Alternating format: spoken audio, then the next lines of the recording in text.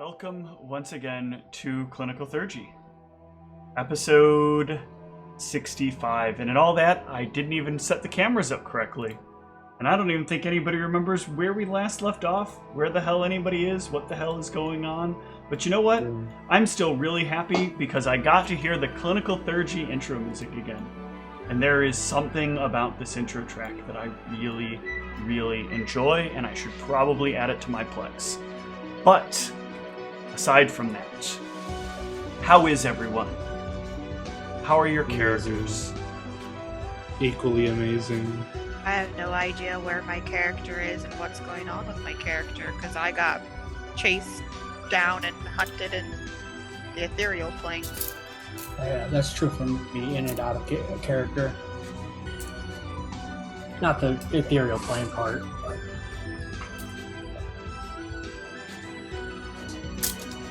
Ivy is recovered and fine. And I thought we were much further past that. I think the rest of the party progressed farther past that, but Ivy was, not around for that, because I was... Damn it. I mean, I knew I should might have have gone a off really my bad memory. memory, but I'm pretty sure the last few episodes I was pretty much solely playing Raw in most of them because we were trying to speak with Raw. We then went to the ethereal plane to try to speak with her. Ivy took off, and I don't think I've played her role since. I think we just had narrative that basically the ministry had to hunt her down, and then there was stuff where they weren't letting Goron go see her. Yeah, let me take a look at something real quick. Because I thought I'd resolve that. If not, we can do that resolution, because that will be important resolution. Things like law. That's that session. I'll be right back.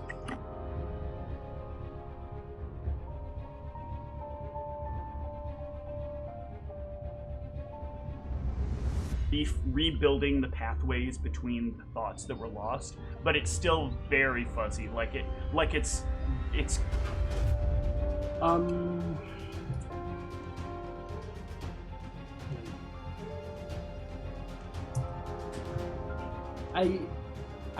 What was the context of the shifty-eyed dogs from Simpsons? What was it? What were they saying about it? I think it was at the end of an episode. I'll have to look it up, but I think that Homer was pitching some sort of movie or something. Hang out with you. Or it might have been the same episode, or I don't know. That's just my favorite gift to use on things. Alright, hold on a sec. I've got... And that's the last thing I remember. Thanks for a moment. Holding on. It seems like you are being set up.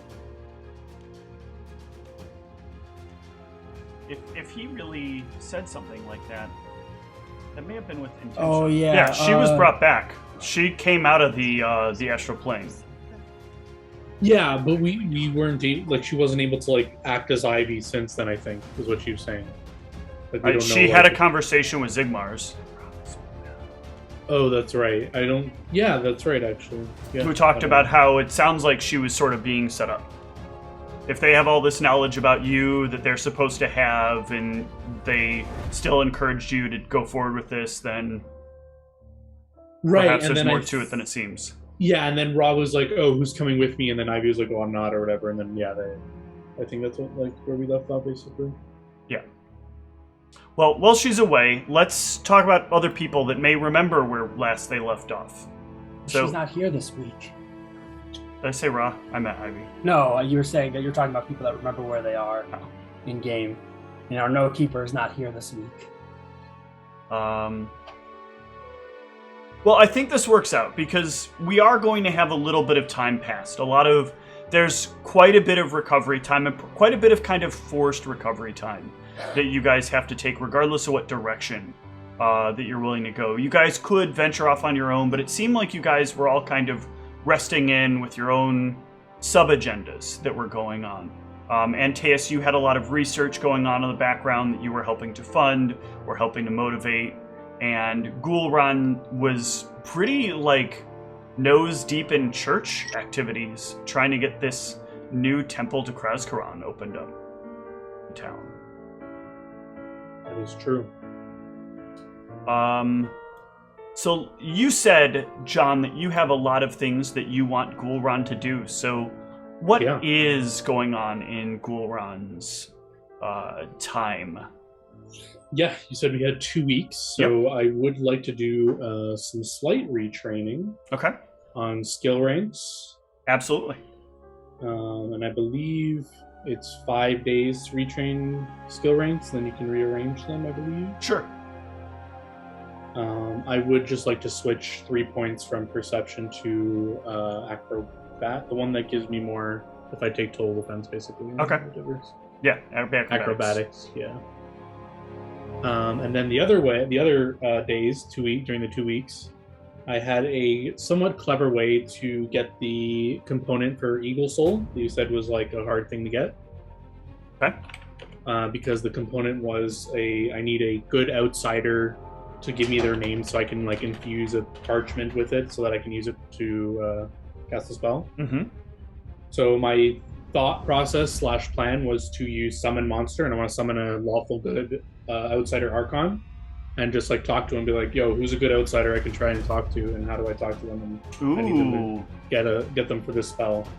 And I can like summon. I can like prepare a bunch of these a day and just like keep summoning them or I don't know how summoning works. So I'm like creating the creature, or I'm pulling. No, it from you are somewhere? You are pulling the creature from somewhere. There is, there's a lot of controversy still, both outside of the game and technically inside of the game world, because there have been a lot of tests that have been run with summoning. Certain things have been identified that significant like damages that happen, like let's say something is like cleaved heavily with an axe, there are still damages that exist on the creature if the creature's resummoned and believed to have still managed to survive it, where like you can see the marks that are left, but they've like healed but not fully healed, like the way that your magic works. Like it heals the wound, sometimes the scars get left behind because it can't eliminate superficiality. Many have theorized that like when you have those abilities to like add the celestial or the infernal template, that you are summoning creatures that were like damned to these regions or that were like blessed to these regions. There's a very kind and lighthearted idea that like when a dog or some other pet is a particularly good pet, it gets to ascend into the planes of the Celestials when their life is over. They've sort of gained their own what? They don't all automatically go there? They do not all automatically go there. There is a lot of people believe that since we know certain things to be true about Delandrian, we know that Delandrian kind of showcases the idea that there is some long-term link between the soul and the world itself. And many have theorized that like animals most specifically are kind of in this cyclical existence. They die, they get reborn in a new animal, and their souls kind of just continue to exist in the existence they are. But when they're touched by something on one extreme or the other, those creatures can move on to the outer planes like the rest of humans or other creatures might be able to do. And so when you summon forth these things, you are summoning them from somewhere, but you are using conjuration magic to bind them in some way to do the bidding that you would. And while some have agreed that like these things must be implicitly evil, something about the magic has never seeped with evil like most of the other spells that would do something similar. There must be some kind of bonding nature between these two things that makes it different than one might normally expect the result to be. And there is a known function of summoning a monster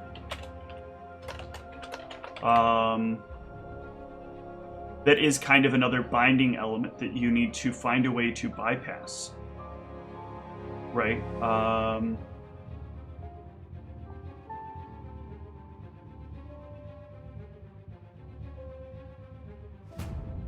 do you happen to speak a language that will allow you to communicate with it so that it does not simply do what it is built to do by the spell's purpose? I believe I can as well cast tongues on myself, and the Archons have true speaking, which I forgot to look up what exactly that does, but I think they can speak everything or something. Let's take a look.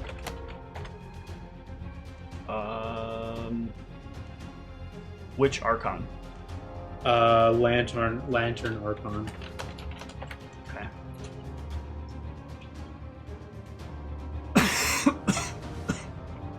True speech. I don't know what that is. Yeah, give me a sec. I think that's just that anyone can understand them. Regardless, though, I would use tongues then. If I knew, like, I would need to speak something I normally can't. Oh no, okay. All creatures, I see it. I found it. I've never actually had something like this come up. Neither have I. An inevitable subtype can speak with any creature that has a language diffusing tongues. This ability is always active. Okay. So with my highest level summon spell that I could prepare, I could summon 1d4 plus 1 of these Archons, and I could have like a little meeting with them and be like, alright guys, who's willing to give me their name to write down for me to summon? What I would like you to do here is give me a knowledge religion check first. Sure. Can definitely click that. There we go. Ooh.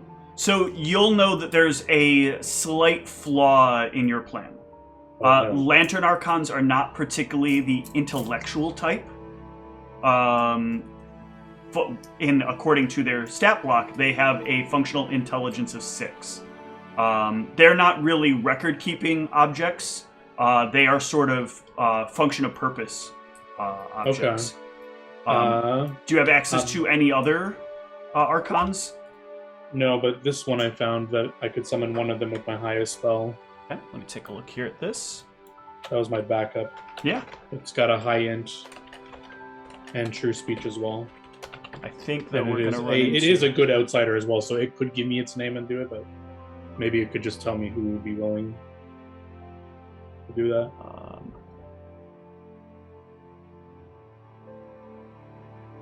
This is something that is a little bit harder for me.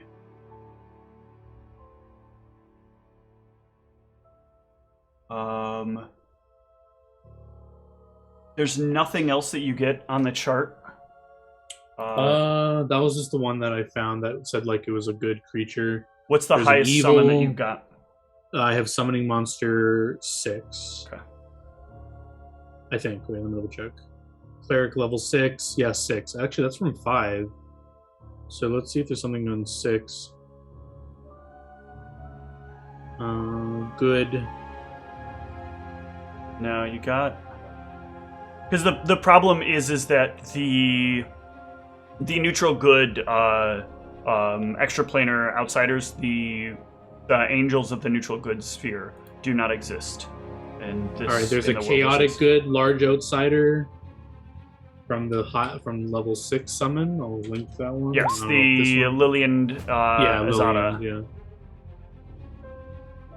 That's the one I'm looking at, yeah.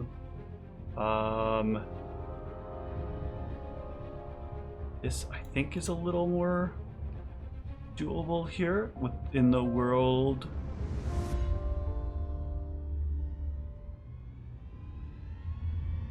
This creature has a body of a seductive winged elven woman from the waist up and a snake from the waist down. Dang. So I think this will work. But it's not going to be exactly as you expect. Sure. So you will prepare the ritual. I guess it's not really a ritual, you're just summoning forth this with Summon Monster. Yeah, I'm just checking the duration, so how long... One round per level. Yeah, so I'd only have... Just level are we? Just a few minutes. 11. Yeah, so I'd have a minute and 6 seconds to talk to her. But yeah, you can summon it forth, and as you do, some better music for this kind of scene.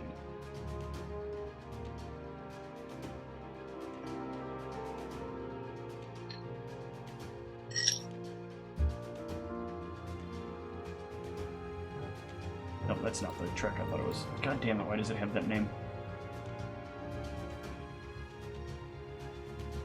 The other player is disinterested with Gulran's tactics. I know, right? Just take the fuck off. Gulran and his RP.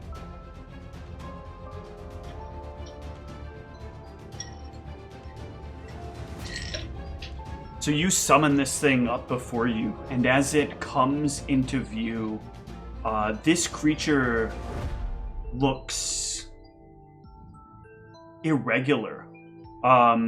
You know that normally it would have this like serpentine elegance, this sort of elven human composite. But this creature is decayed. It looks as if it has been aged significantly, like it has been aged for eons. You can see the skin like wrinkled, but tight, very thin, almost see-through. Like you can see bone beneath it, but where bone should be, there's just kind of this bioluminescence that exists beneath it. Its tail kind of like withered and ragged as you summon it before you, and it looks up to you, breathing very heavily. I'll be looking down at me because I'm smaller. Yes, sorry.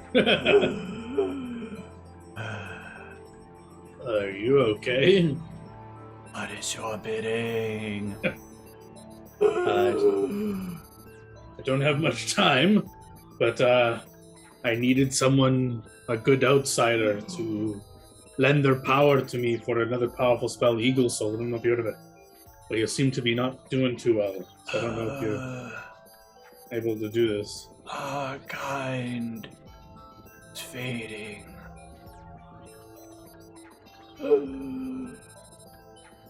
Where are you from? The realms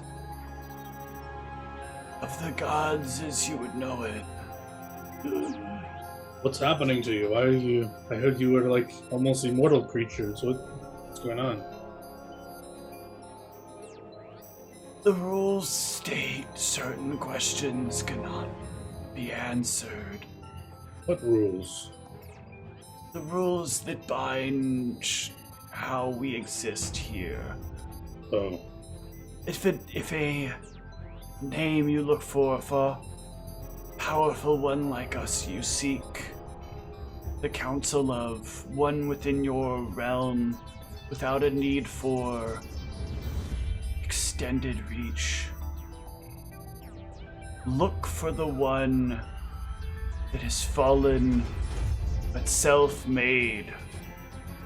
Look for the one summoned of Aeon. Is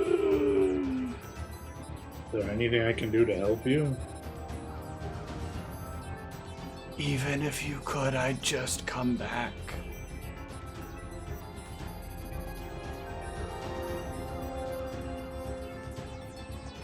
Are you implying that anything I can do to help you is kill you? You can't kill me. The end will come when it comes.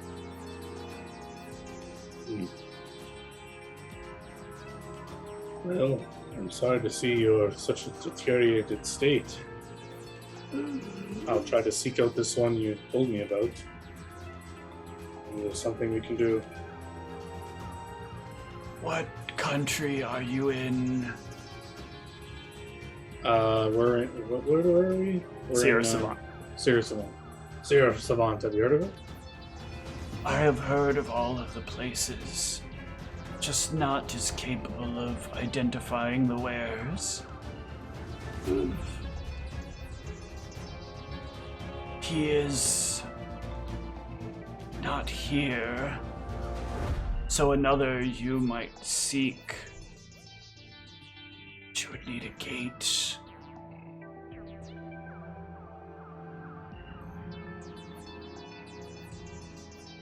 Do you know how to get a gate. Oh, that is a powerful spell. I think I can actually do that. That's what you're talking about. I can open up gates to other planes. Oh, wait, that might be out of my reach. Gate. I thought I could. I can locate gates. I think gate is like you have to be like 17th level or something. Oh shit. Oh yeah, that's the highest of spheres. I'm not that powerful, but I can locate them. I would say it would do you well. Better than I might suggest. Look for... Whom do you worship? Kraskarad. And yes. Look for the one known as I'm here. I am here? I'll put it in the chat. Oh, it's a play on words. Of sorts. Now, how do I find this person? A gate is one way. Sometimes he traverses the abyss looking for inconsistencies. I am here is a cleanser of troubled, entrapped bodies. On the astral plane, things are much different for people. Some of those who seek my creator have been trapped there. I'm here helps them find a way out.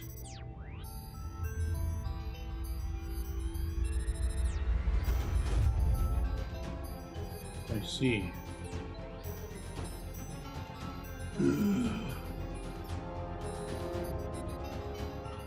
A gate would be fastest, but you could make a way.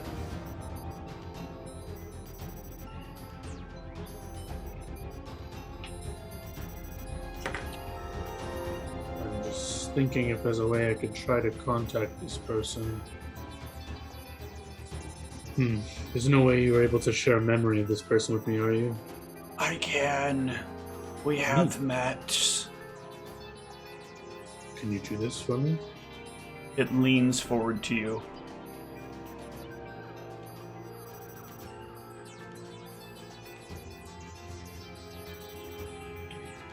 Yeah, I like bow my, or I guess because it's taller than me, I like just let it do whatever it needs to do to give me I a memory. need you to give me a will save. You got it.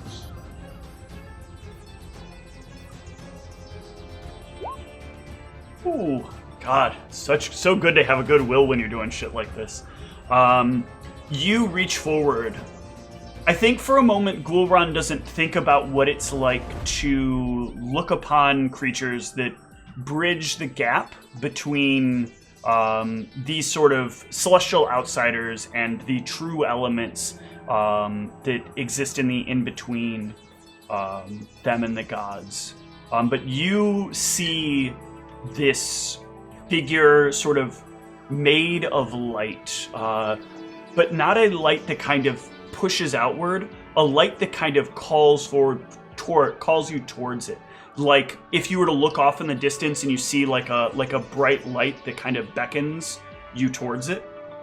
As you look upon this creature, and you can see like these this small like army of these like sort of shapeless, amorphous, human-esque looking things floating behind it that are kind of that are dark but with hints of light kind of speckled throughout them. You can hear her say, "I'm sorry, but we have no place for them. She is gone now, and our realm decays. you can hear the voice of I'm here that speaks with a voice that is like an echo that goes on almost limitlessly. These need a resting place.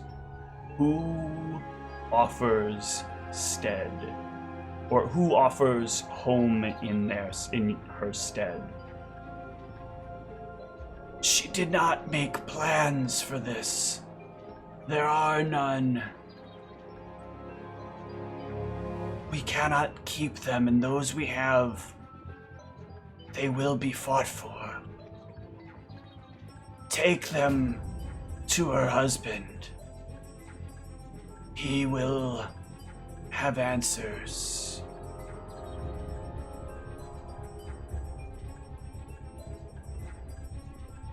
These are not the way that these things work. They will roam with me until we find a resting place. The moot comes soon. Will be discussed then. And the vision will slowly fade, and as the vision fades, so too will she.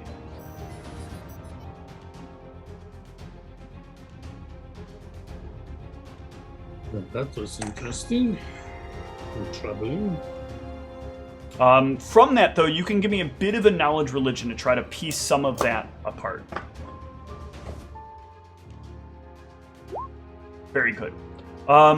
So you're reflecting on that, like what that all means, who the fuck is this I'm here. So you can definitely ascertain that the person she is talking about, her creator, is probably Sascha, right? She talks about her being gone, having a husband. What's behind him look to be the way that souls have been spoke of while they are in like the transition point across the astral plane. So when you, so looking upon him, he is some sort of like the collector. You've heard like stories when people are dying that like as they're brought back in the moments just before they passed on, that they see a light in the distance. And that light that you saw him as is very reminiscent to that idea of like the last light you see as you kind of move over. And these souls that travel behind him are probably the souls that came to him, but now he can find no place to bring them. Because, and now you have 100% confirmation. Sascha is not only no more, but Sascha's realm is breaking down.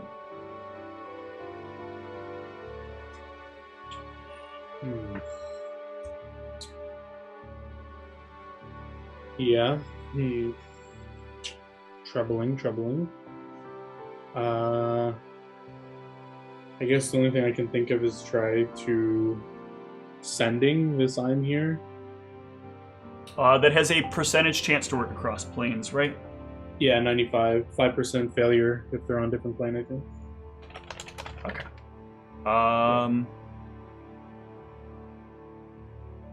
And they're not on the same still plane 25 as you. words. I'm just double checking any other weird. I have to be familiar with him, so I don't know if seeing him once is really familiar. I would argue not, because familiar from scrying is you know the subject well. I don't think I know him well. So I don't know.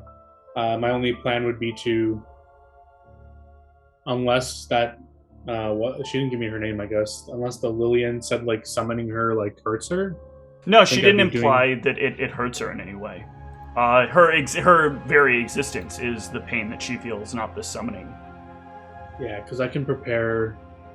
How many spells? Or we're doing spell points, so I think I could cast like a bunch of these a day to keep talking with her. But I mean, I don't know if it guarantees I would summon her every time, so I might be talking with a different one every time.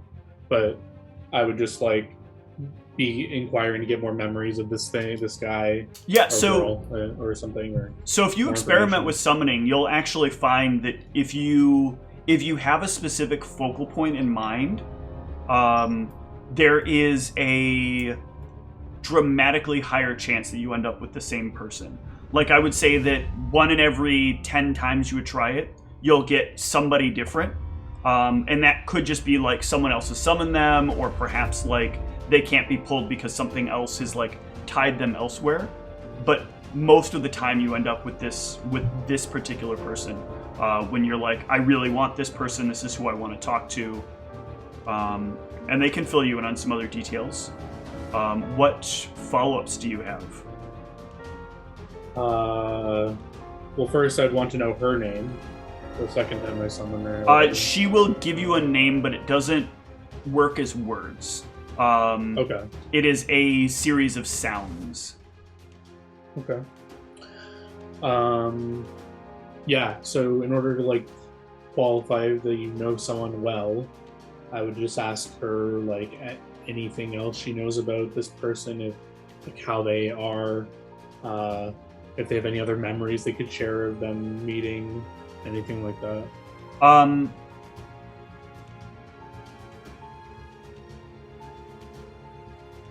If she doesn't have that, then she'll ask if you have the ability to go to the astral plane. Ooh. I should. Plane shift, right? Plane shift. I don't think this guarantees where I end up, though, yeah. So I'd just say I do, but a specific spot may be troublesome.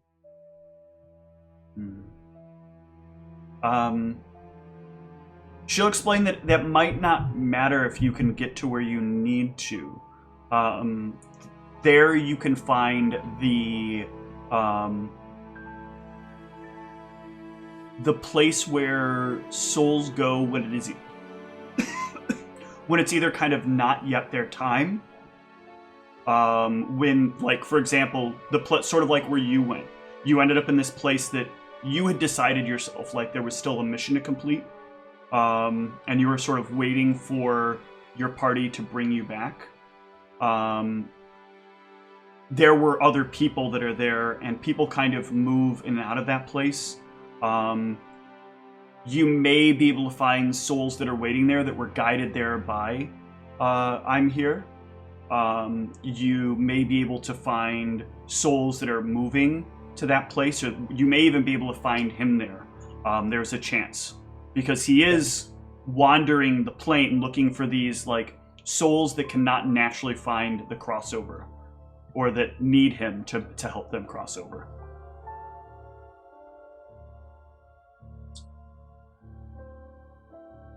Yeah. Okay, I was just reading. I can't word of recall back. I have to have 2 castings of plane shift at my disposal to come there and back. Okay. So yeah, during this downtime, I would, like, this is what I'm doing during, so the 5 days was retraining, and then the rest of the time I'm doing a mix of the church stuff, then, like, I'm doing the evening, like, summoning, talking to this thing, and then plane shifting, I guess, as she suggested to. I don't think that retraining takes your whole life. I think that retraining is a lot like going out to a part-time, or like a slightly more than part-time job. Like, you go out, you do your retraining work, you come back, still do other things throughout the time period. So it doesn't even necessarily ruin your church activities. If you were, especially for Ghoulron, who's like a very by-the-book, orderly kind of person when it comes to what he's doing, I think it makes total sense that Ghoulron can, like, do his retraining and still be accomplishing the rest of his things, and just making the most efficient use of his time. Awesome. Then yeah, after she tells me about this, I'll prepare 2 plane shifts for a day, and I'll try to plane shift to the astral plane and try to see where I end up and see if I can find these souls. Okay. We will come back to you then. Yeah. So, what does Antaeus have for the current time? Antaeus has...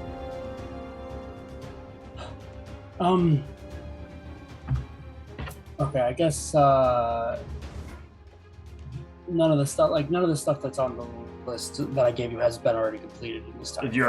That's very, it's way too small a time period to complete any of that. Because I didn't know what was being worked on, and exactly, and I just wanted to make sure that, like, I mean, you have a laundry list of projects that they are working on. Yeah. I did that. And no, that spell does not exist. Okay, I figured as much. Because it runs off of a different system, technically. Yeah. Okay.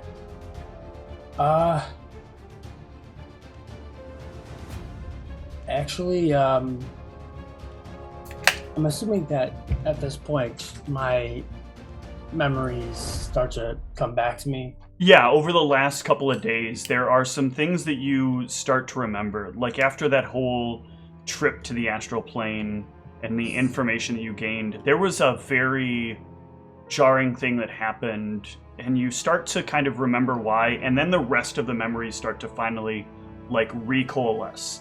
Because when you came out of it, there was a lot that felt lost, but you could feel it was still there. Like, you knew the experience was there, so it wasn't like somebody wiped your understanding of the instance. Just more like you got hit really bad in the head, and you were kind of waiting for your brain to, like, get refocused on things. And it's taken some ability to actually find breathing time to allow those to is the word coedify? Yeah. So I think, at the very least, for the first probably day or two at least, Antaeus would probably spend most of that time trying to, it's a good way of putting it,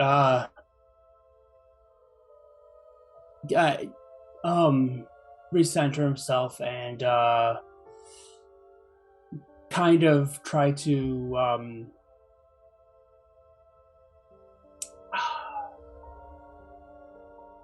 make sure that he's what's the word I'm looking for? Not of this world? No. Yeah, try to bring myself back and to reality. And yeah, but if we're still going off of what we talked about before, the more you feel like you're coming back to reality, I think the less you kind of feel like you're coming back to reality, right? Yes, which is why he's trying to get back to a place of normalcy with that, because it's starting to not feel as real.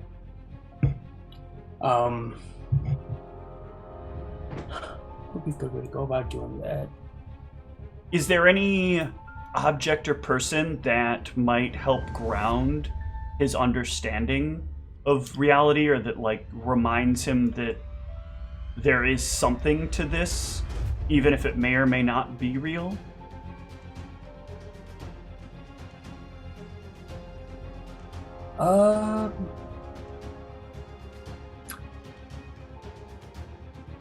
It's a good question. I was debating on whether or not why am I struggling? Naji, I was gonna say Neji, I'm like, that's a Naruto character. But that's I feel like your pet would be like the most surreal thing, right? It kind of whisks in and out of reality. Yeah, I would try to spend some time with Naji, but I would need to talk to other people, and I guess I'll go speak with why am I blanking on her name, blanking on everything. Go to the place of Sulanal. Yeah, let me find her name real quick if you can't. I wrote this down somewhere too. Oh, I know where I wrote this down, I think. Marjolaine, yeah. Charbonnet. Maisonni, something like that. Yeah, you can. After a few days of being kind of stuck in this rut of trying to figure out, like, what all these memories are, what of these memories are clear, unclear, real, false. You can kind of make your way to her establishment, and as you do, like, things just feel different. The air feels empty. Like, you feel like you remember wind feeling, having a stronger feeling. It felt more like more cool, more fresh. Now it just kind of feels the suns don't give off that same kind of heat they used to, and every step just feels softer, almost squishier. You get to the door to her little business and open it up. There's a little ring this time from a bell as you open the door.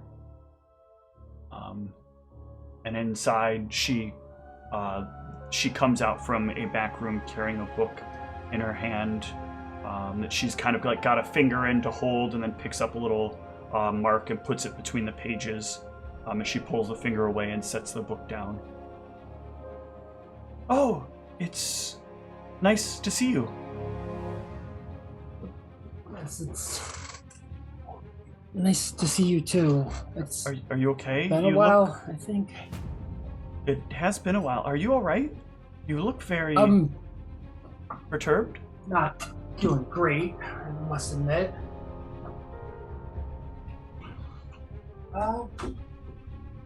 It's been a rough couple days. Week. Did you get sent on another life-threatening quest again? Sent? Not so much.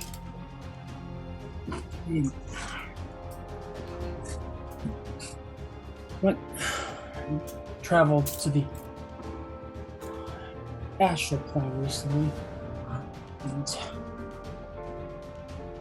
it's all kind of coming back to me now. Hold on. You're not on one of those astral drugs, are you? You say astral drugs? I have a customer that comes in every once in a while and asks for books about philosophy. And not normal books on philosophy, books on very strange writings about philosophy. I don't know if it'd be too much for me to ask if No, it's okay. It's okay. I think that based on what we're doing, this is some kind of privilege that we're allowed to have. So these books, they're hard to get. I have to reach out very far or have people go out and find them in specific places. It takes me months of research to find where one is, and then somebody brings it back. They're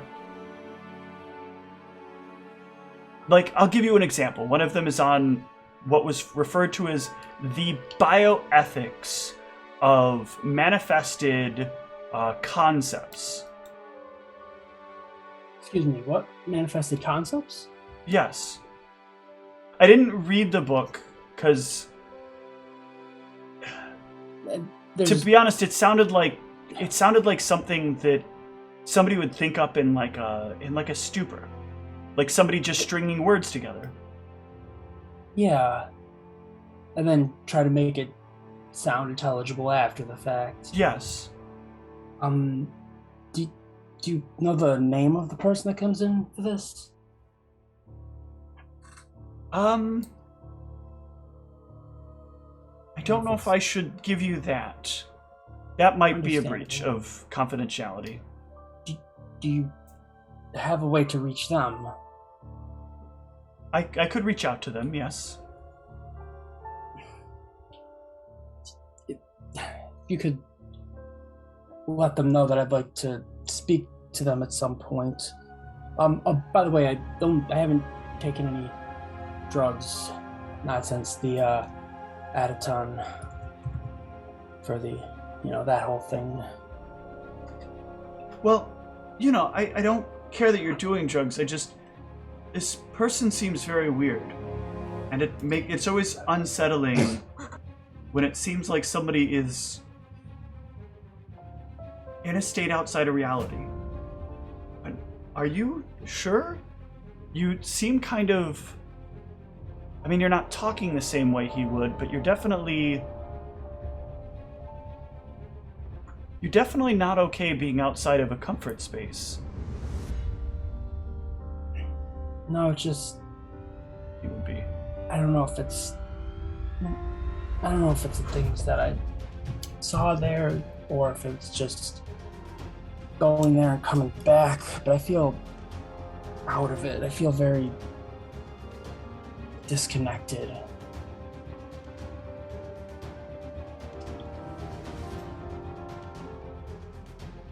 Teus, I'm sorry. Oh, that's all right. I appreciate that. Also, you might be the perfect person to ask about this. And I'll kind of rummage around to find my notebook, and I kind of flip through it a little bit and look for the drawing of the thing that I saw when I was in the building. You ever seen anything that looks like this? I forget, which drawing was this? There was a thing on the table. Oh, yeah. It's probably not a good drawing, but... No, that shape. What would it be used for?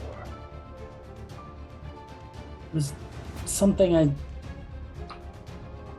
saw at the Capitol, and, well, I guess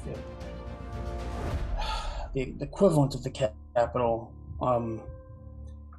building where people were, lack of a better term, some kind of opium den, but... Did you also... So you did! You went to the Astral Capital and you did drugs! I mean, that wasn't the intention behind all of that. Something about it called to me. You're gonna end up like he is. I hope not. I think... I don't know who he is, so it's hard to say. It's not... And Teus, you're nice and he's mean, and I don't want you to end up like that. You said he's mean. He has an attitude. Does he, have a certain way he tends to dress? I usually wear this blue dress. I dress told shirts. you, I will ask him and you can reach out to him that way. I'm not breaking his confidentiality. Fine. I saw a couple people.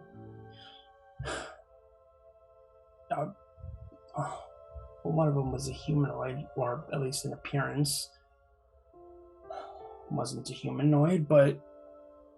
And a concept, or...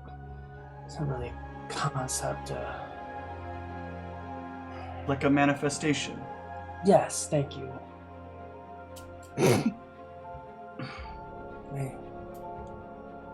It's all very surreal. Here, I'll tell you what. Why don't we talk more? I'm gonna close up. Let's go somewhere you can lay down, and let's put all this on pause, and we'll talk about something else. Something here, something calm. I'll make tea. I have some very nice tea. Sounds good, thank you. And she'll walk up. She'll flip over the sign. lock the door and take you into the back. So, Ivy, you have returned at some point because you had a conversation with Zigmars about being allowed to go to the astral plane. I vaguely remember that now. He is in fact concerned that you were being sort of set up in a way. Oh yeah, he thought I was set up. I remember now.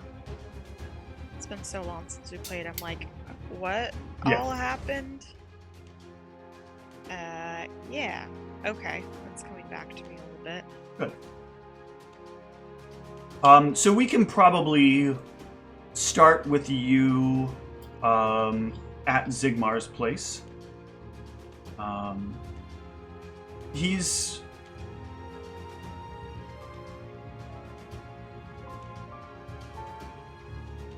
a couple of days after the conversation you had, the two of you have kind of met up again. This time, though, he seems to have had something on his mind that at first he thought like maybe a little tryst might get rid of, and instead it seemed to only make him more... It was only more of a... There was only like more distraction, more fuzziness in his head. And he just kind of like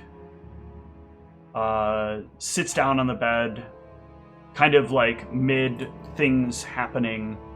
I can't do this. I can't stop thinking about this.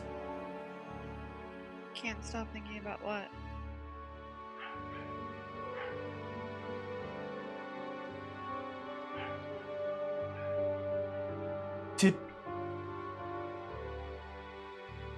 Did they make you here? Did they make?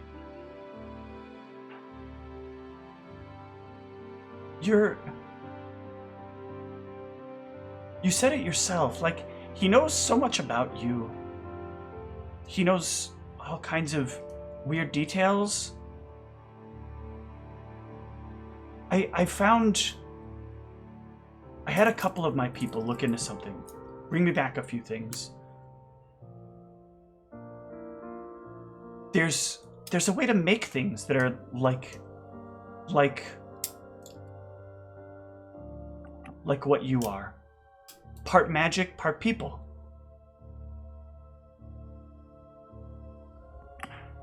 As far as I know, I don't think so. However, I never know anymore if the information I have is real or not real, or I don't even know where Jan gets his information, how he knows so much about me.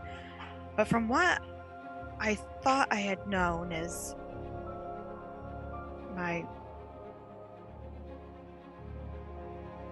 one of my parents, I'm personally blanking on this. Was it my father who supposedly liked magic, or my mother? I don't think you got full clarity. I think the belief right now is that it's your mother and your father was real. Okay. I was only wondering if I'd gotten clarity was just because I know that something with the curse is about well, I guess never mind. I just know that it's my great-grandfather. I guess I don't actually know which parent that lineage comes from. Yeah. So the information I've gathered is one of my parents was like human, but the other parent was like of magic, and they created me. And I've heard first-hand stories of people who apparently were around during my birth. There was something that I have a twin, and I was actually born in the Fae city or Fae lands or whatever, and there was some weird deals made where they kept my twin and I was allowed to leave with my family. So I mean, there's a lot of information to say that I wasn't made, but I guess I don't completely have evidence. I just have things people have told me. Did you say anything to Rian about about me being worried that he is using you? No.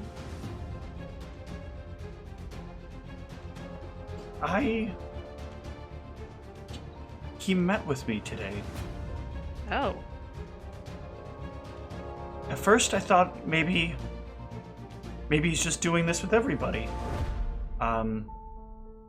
So, you know, Antaeus has been seeing that girl, so I had one of my people go in and just ask a couple of questions about whether or not, you know, they'd seen anybody important, whether or not Rian by chance had stopped by.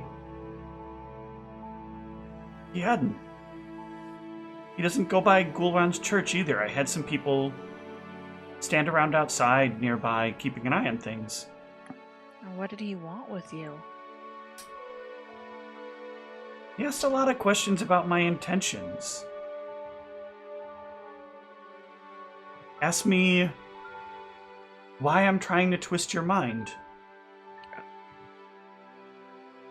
So I thought maybe somehow you said something, or maybe he could see our conversation. But that seems preposterous. This place is well protected from that. Don't tell anybody, by the way. You're not supposed to have this. You can't see in here, and you can't just be in here. With magic, you know, like you can't use... I don't know if any of your teammates has this, but where you can, like, boop, you know, bounce from one place to another, just kind of disappear, reappear. Yeah. Uh-huh. That doesn't work in here, and you can't use magic to look into here. Okay. But I'm not supposed to have it. Gotcha. So if Rian somehow knows about that, then we have a problem. Well, I'm certainly not telling him. I like knowing I hopefully have a place to go where he can't keep an eye on me or whatever the heck he's doing. He shouldn't be able to in here. It was very difficult to get this spec'd out, and everybody was like, you know, you don't need this, the law, blah, blah, blah. But the law only protects itself. It doesn't protect our interests. We have to protect our own interests.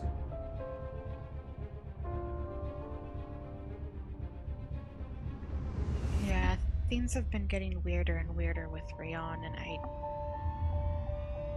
don't know how he knows so much about me, yet won't just clearly tell me anything. It's like he has to play the game of revealing just enough to keep me strung along, wanting to know more and figure things out, but at the same time, like, playing me. And it's like he has some end game that he's trying to twist me towards, but I can't see all the pieces, so I can't counter him. He's a bit of a bureaucrat. And I've noticed that a lot of those people are all after the same ends. They all need to get up there, and I wonder if you're what he thinks is his ticket. I'm not sure how I would land him there. So you don't know? Know what? He, like, turns and, like, opens up a drawer, and you hear a clicking noise, and he procures this piece of paper. There was another thing that I found in what I was looking for, what I was having searched for, and it's part of what made Tehran rather suspicious. Initially. He unrolls this sheet that has, like, a bunch of writing in it in a language that you can't understand, and a language that he explains that he also can't understand. But on it is the most near photo accurate depiction of yourself you have ever seen. In a language that looks like it, and on, like, paper that looks like it has been aged for many, many, many years. In a handwriting that, like, you've never seen in a document or in a wall or anywhere that you've been in your life. I didn't know what this was, but I didn't think... I was happy that we got it first, or at least I hope. But then, before Tehran left, he managed to find out what this sort of was. It's a bounty. Bounty for me? He says that the text is called Shadow Script. It's a sort of a secret language. He didn't explain how he knew that. He didn't tell me the details. He refused to let me know when I started asking. But he said it's the kind of thing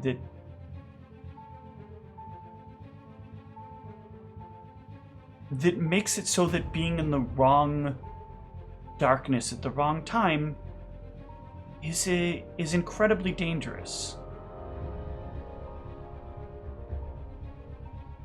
But he was very clear about the phrase, the wrong darkness. He said,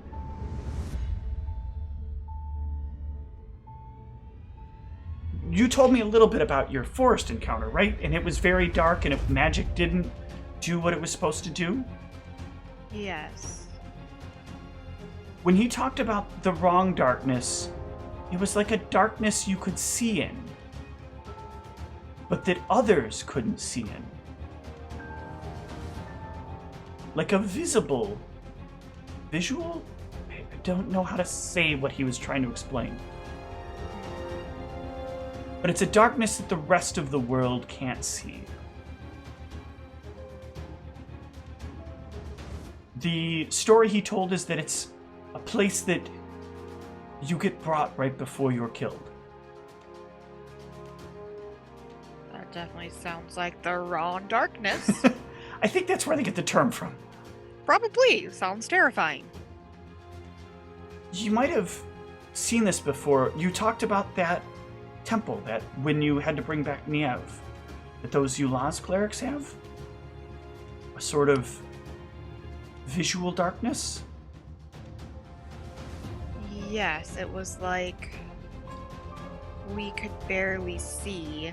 We had to be like 5 feet away from the cleric to really even sort of see his face, but even then it was like very hazy. But he seemed to see everything just fine. I would recommend avoiding those clerics. Yeah, they were really creepy anyways. Well, he assures me that they have some sort of difficulty. They can't get at you here.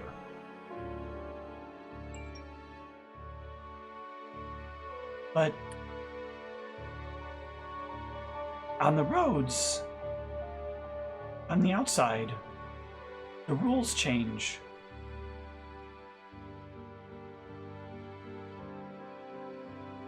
Did he say why the bounty even says they want me? Like what I'm wanted for?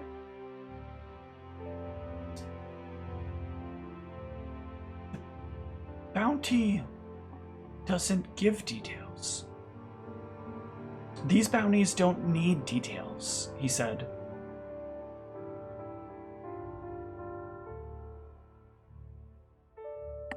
Seems totally fair. Well, I mean, anyone can take out a hit, right? I guess.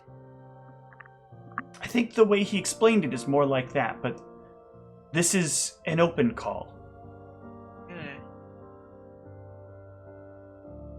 So what? If it's in shadow script, does that mean I have a bunch of shadows trying to kill me? That's what he was unclear about. He made it sound like some of them would be people. But perhaps some shadows? I was gonna ask him more questions, but a couple of weeks ago he was in quite a hurry when he gave this to me. And I wanted to bring it up, but I was also worried that if I did, it would just take your focus off of things. If I'm being truthfully honest, I don't even know where my focus should be anymore. I'm sorry, that's not the best way to be looking at things. Especially not in your line of work.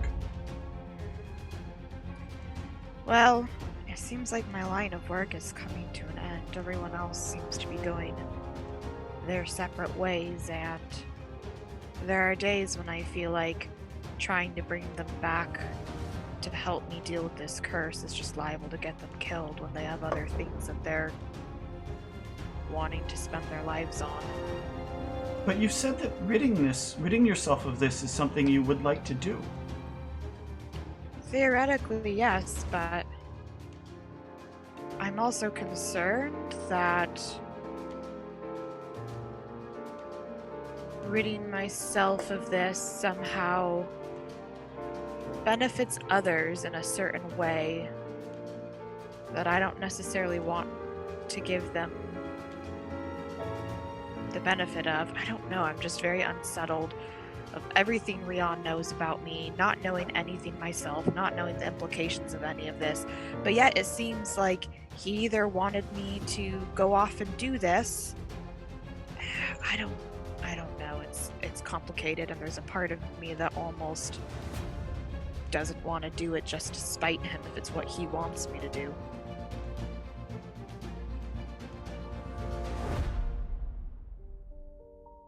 You know, I was thinking, he wants you to go off and kill the leader of a city that they've been having a lot of trouble wrangling control over.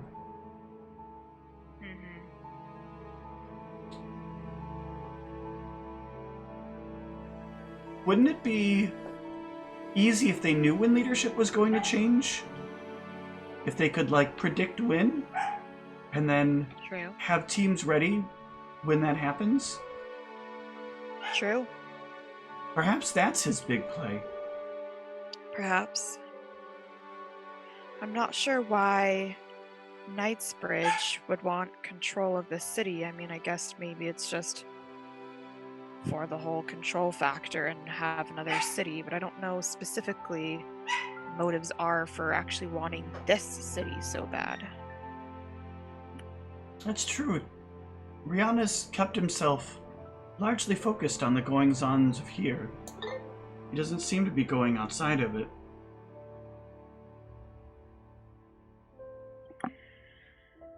I could understand if for some reason Knightsbridge wanted control over that city and him facilitating procuring it would bring him up in the ranks, but from what I've heard, I mean, I guess I don't know if I'm talking to the right people, but I don't know of any reason why Knightsbridge would even care about that city.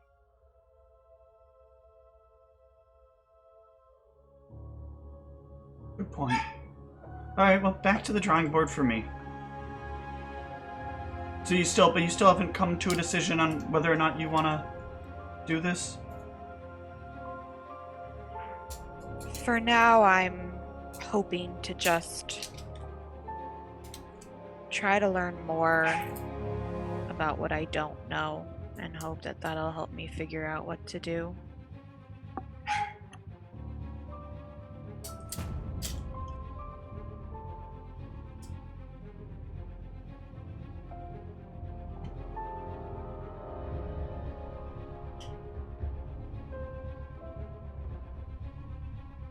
It's a lot to think about. Yeah. It has been very strange, just everything that's happened and not knowing who you even are, why you even are what you are, or what is supposed to happen. Like why does me going to the ethereal plane or astral plane somehow turn me into some psychopathic killer running around severing people's cords? Like I don't know why I do the things I do half the time. And no one seems to tell me. Rian seems to have known that would happen. Yeah, I have no idea why that happened.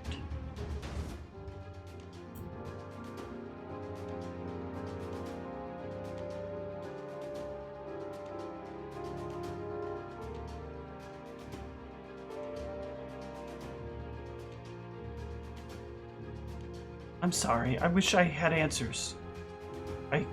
I've been trying. I've genuinely been using all my resources, but not all of them, obviously. There's only so much I can allocate to this, but...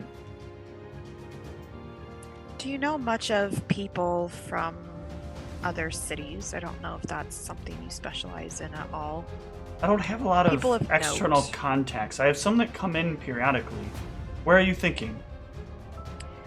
There was a person I met in Megiddo while we were there, and I was thinking of trying to get back in contact with her, but I don't know. I just was curious if you knew anything of people.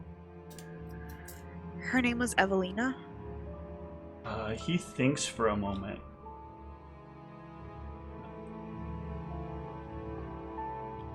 I would tell her she's one of the people from... I forget, like, what that organization was. Yeah, it's actually what I was looking for. The Archivists. So, yeah. I was like, I know it was the organization that sent us after the mission in turn for me getting the item, but I just couldn't remember what they... Do you know her well? Not super well. Met her, had a talk with her? Yes.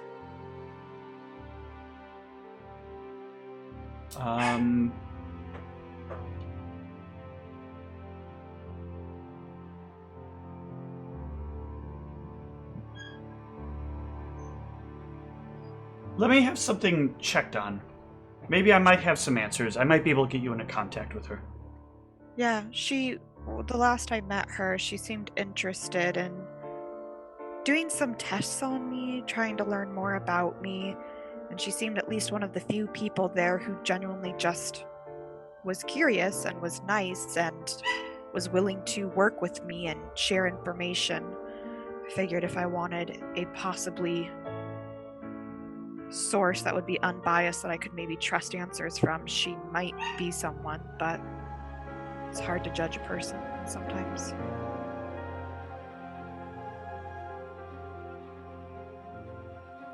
Yeah, Zigmars will kind of get up out of bed. I'm actually gonna do this now. I'll be back. Okay. He kind of actually rushes out of the room. Let's hover back over in Gulran's direction, but let's do that after a short break. See you soon.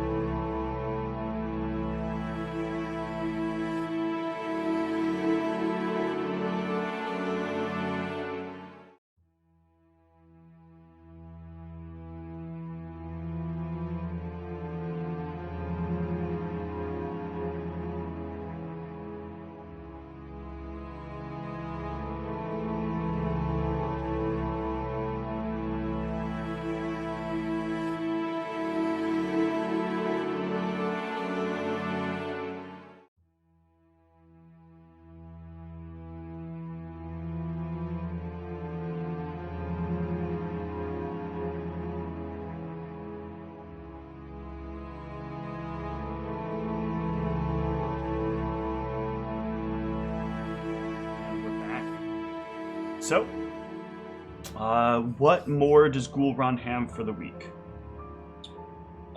Plane shifting to try and find, if I get lucky and find any souls that need guiding and find Ymir guiding them. Yeah, let's take a look at plane shift again.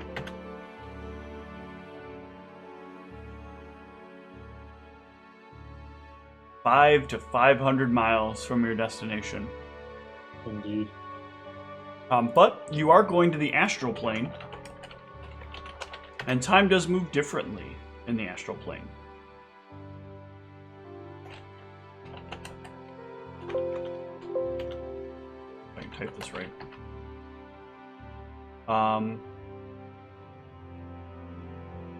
So yeah, you can cast the plane shift and go ahead and give me a D 495 plus 5.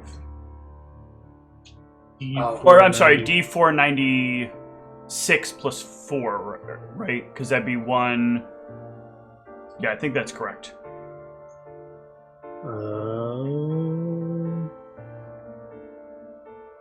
5 to 500 miles. Yeah, whatever you say. I don't know how to do the math. So 496 plus 4?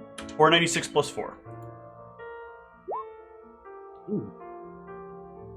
So you end up 161 miles away from the room that you've been to before. Does it give you a concept of where you need to go?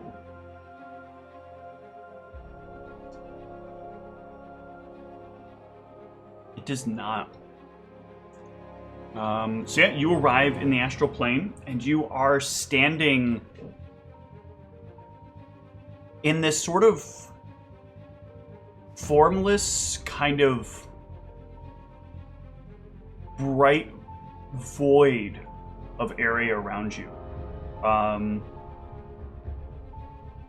There is nothingness, and there is, like, you feel ground under your feet, but you can't tell what is ground and what is air and what is distance, because everywhere around you is just kind of this light. Do you have any spells to help you navigate this light? I have this one. Commune with Plane. I'm just seeing what else I have here. Bullshit, sir.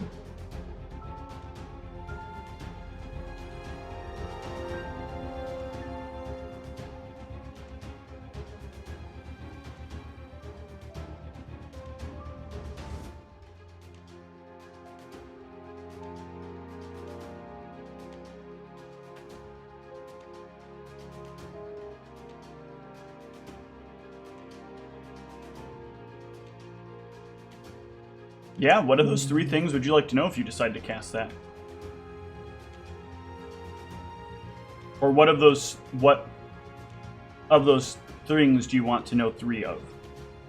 I definitely want to know presence of creatures native to the plane, presence of powerful non-native creatures, because Einher, I don't think he's native to this plane. And the layout and topography of local terrain. Okay. Yes. So I can try and get a sense of which way to go. So you get this, and here it is 1 mile per caster level. So for 11 miles, you can get these things. You will get a sense of... Roll me a D... I'm going to do this best.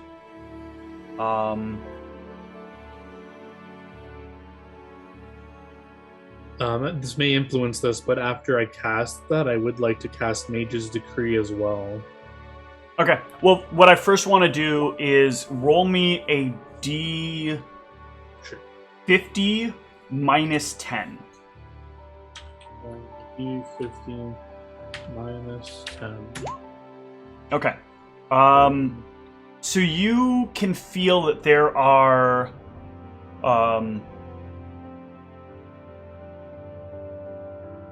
that there are a number of creatures that exist within the area that are native creatures to the plane.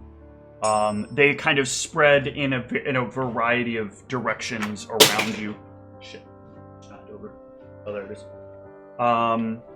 They're not like in one particular direction. There's just several of these floating around. In terms of powerful, roll me a D3 minus 2.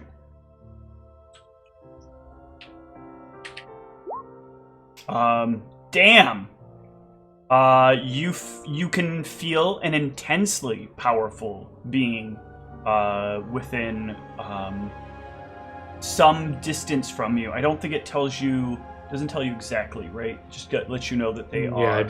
Yeah, I guess I just know within 8 miles of me there's this creature. Yeah. And then the other one you said was what? Mage's Decree. Local terrain. A topography of local terrain. Yeah. So the layout and the topography. You are in a place that allows for, hold on, let me make sure I'm using the word correct. The word I'm thinking correctly.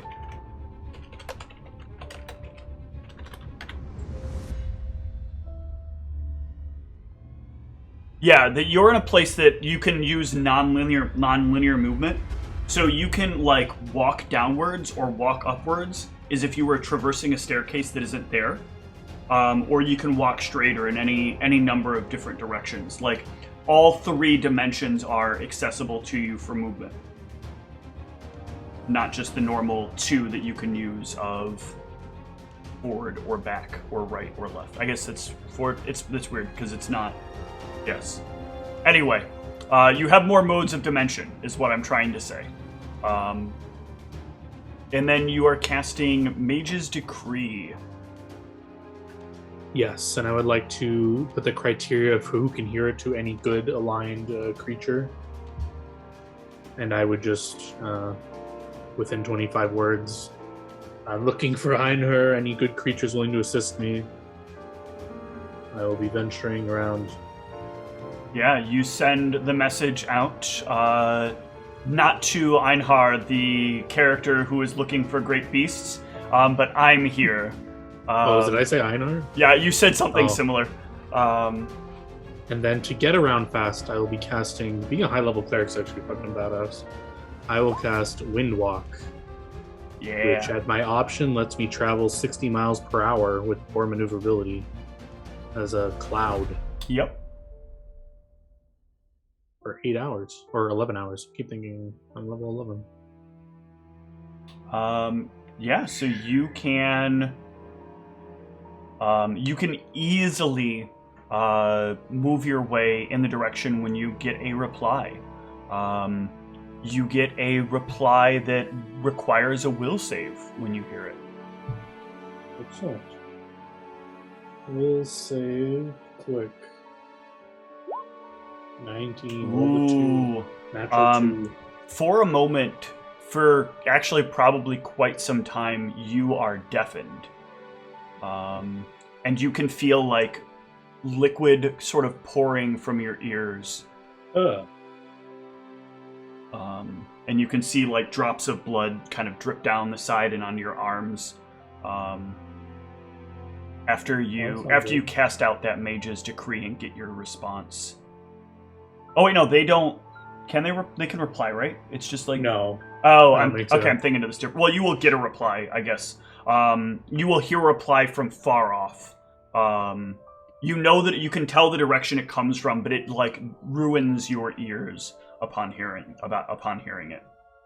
But that doesn't matter. You can shift your form.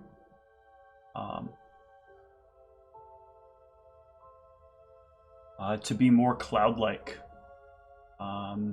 And let it move you towards the voice. Now, I want to be clear on this, so give me a knowledge religion check. Since it seems like some part of this you're maybe not fully getting. Or maybe you're just willing to take the risk, I just want to be clear. So, you are about to encounter something that is like about as close to godlike as you might be able to encounter with the current measure of spells that you have. This is a being that bridges the divide between like realms at which mortals can access normally and realms at which the Eternals do exist. This creature has the power to not necessarily command, but also to command in some manner souls from one position to another.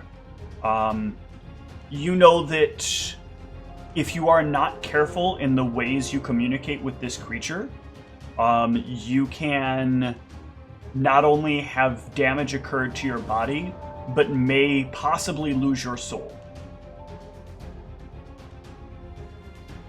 Am I aware of the correct, I don't know what the term is, manners or whatever? It's not as much so about manners as it is like trying not to... Trying to think of how best to kind of phrase this.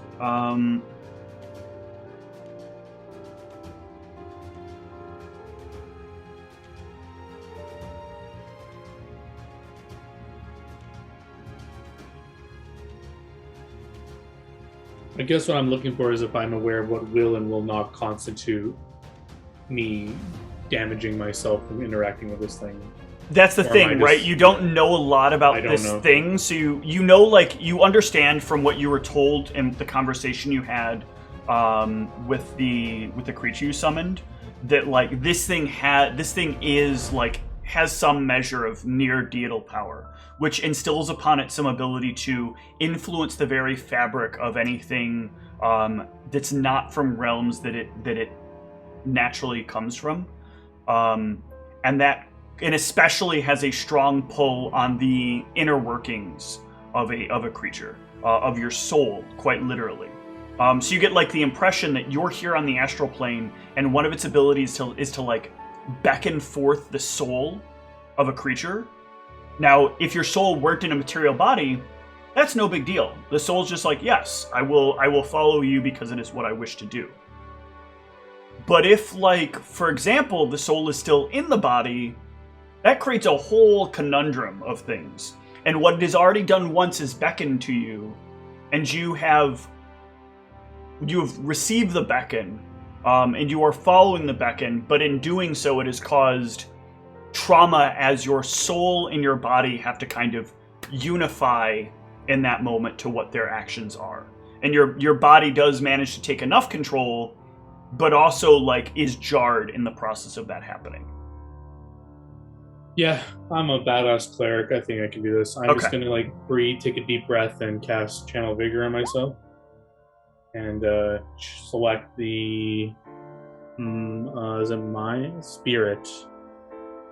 Yeah, spirit sounds like that is what is going to be required of me. Yeah. To keep my spirit. So I just have a buff for that to give me a +6 to will. Yes, click. I'm just trying to think if there's any other things I can reinforce myself against exploding. No problem. I will... What's my belt right now? My belt is a +2 con belt. So I will also cast Bear's Endurance. Okay. Which will give me another +2 con. Because it gives a total +4, but it's an enhancement bonus, so I'll get a total +2. And let's see what else I've prepared here. If there's any other fancy stuff that will... I mean, I might as well cast this, because it lasts 10 minutes per level. I don't think it does much, but I'll just give myself freedom of movement. Any other long-standing buffs that are not a reason not to put on myself. How long does Archon's Aura last? A minute per level. No, I'll cast that. It doesn't really do anything. It does stuff against my enemies, but it's a good lawful spell. I don't know. Maybe it'll like that. And any other bass things I can do?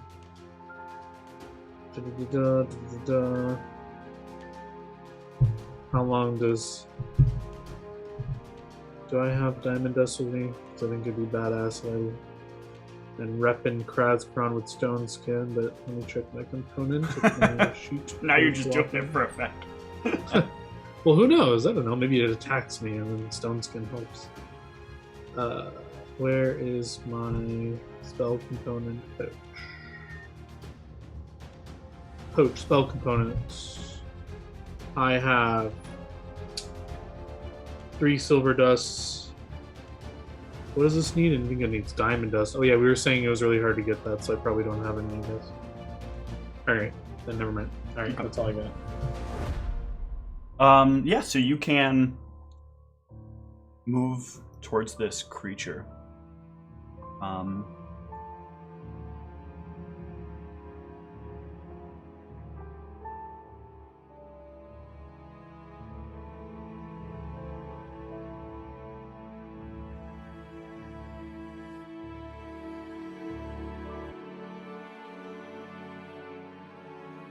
The closer you get, the more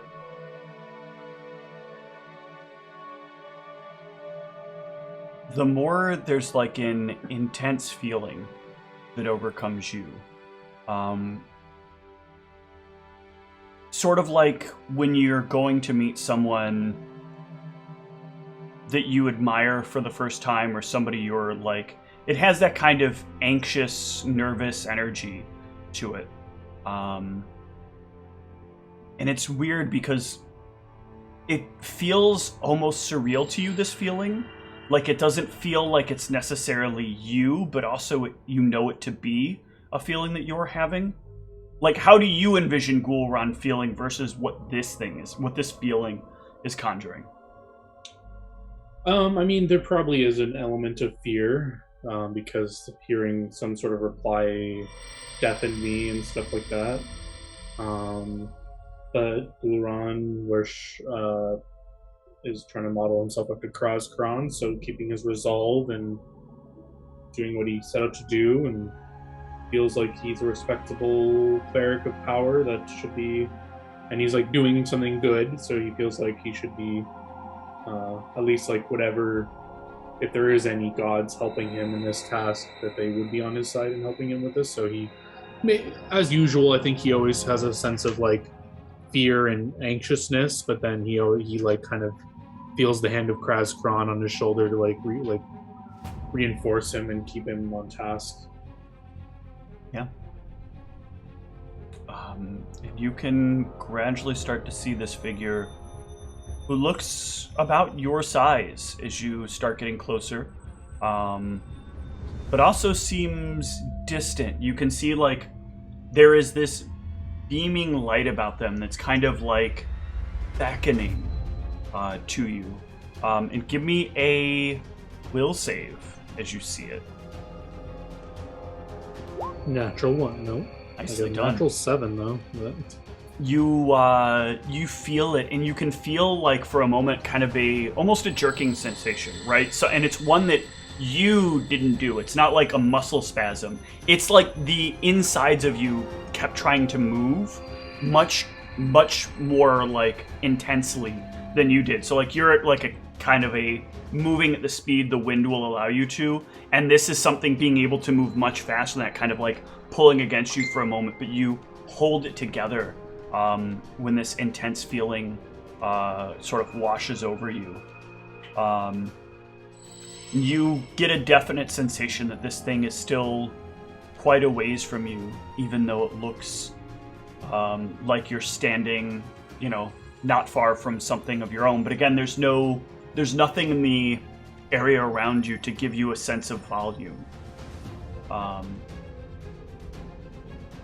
But as you get somewhat closer and it starts to gain a specific size, it will raise what looks kind of like a hand.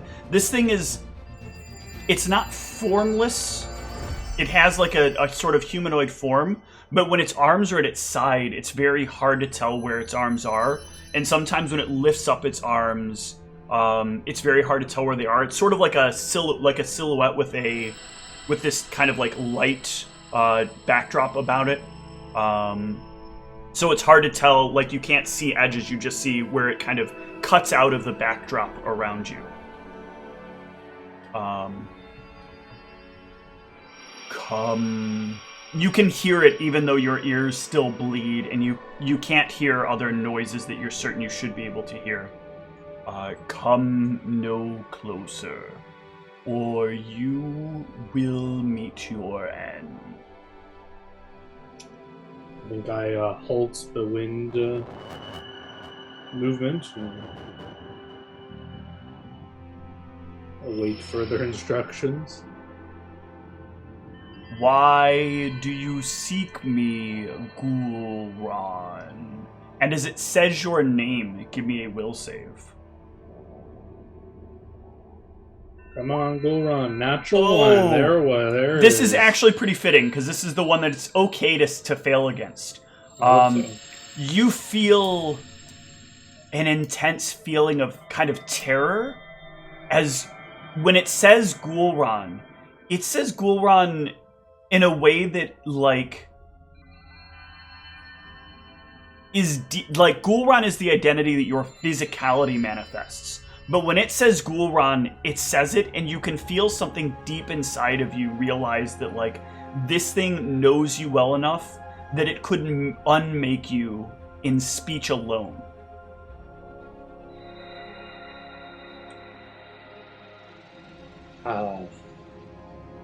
From the way it's speaking and all that, do I recognize this as I'm here? Or? Yes. Okay. It has that same echoed kind of booming voice of eternities. I don't mean to bother you, but in my journey to protect myself with a very powerful clerical spell, Eagle Soul, I require the consent of a powerful good outsider to write their name on vellum to allow me to cast the spell. And in doing so, I encountered, I'll try to mimic the sound of that Lilith's name the best I can. I encountered a Lilith named, and then I make the sounds. I try to anyway. Yeah. Her home plane.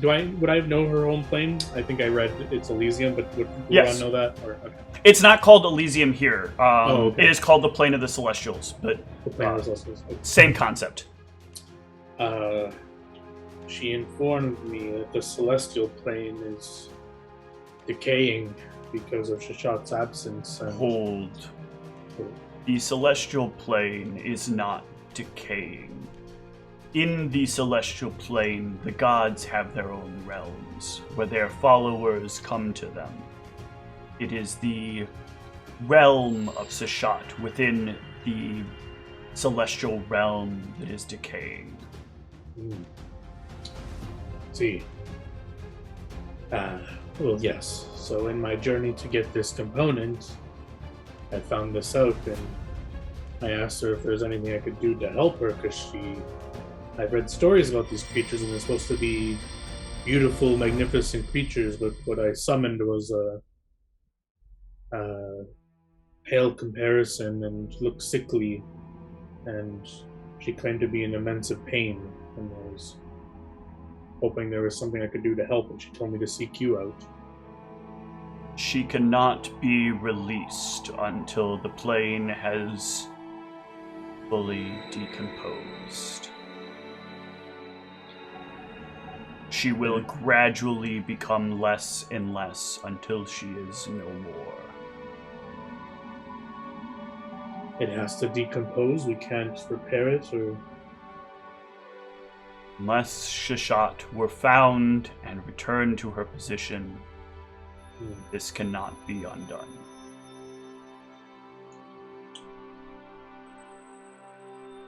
Is it possible for me, you said to find her, so she's... Do you know that she's missing? Does she still live? She does indeed live. I was too weak. I used to be a follower of hers, and I was too weak to explore what has happened to her, but now I kind of, I don't know, gesture to myself. I'm like a wispy cloud that's like, I don't know, I'm a fucking cleric that's doing crazy shit. I'm just gonna motion to myself and say, now maybe I can do something, if possible. Do you think I can aid her and bring her back home? Or try to find her? It would take a great journey to find her. Even the gods have had their own fair share of troubles finding her. It is as if she has gone through great lengths to keep herself hidden from the world, or from those outside of the world that she traveled to. Well, that sounds like she doesn't want to be found, then. This is the argument they have. Yes. Gulran, why do you seek these protections? A promise I made to a friend. One last dangerous journey to aid her before I retire and set up my church.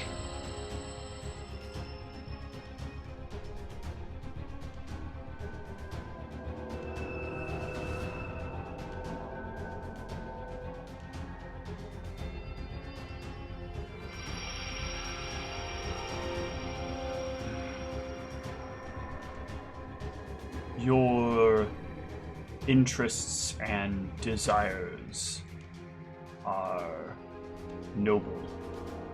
They are the kind that could use more like it.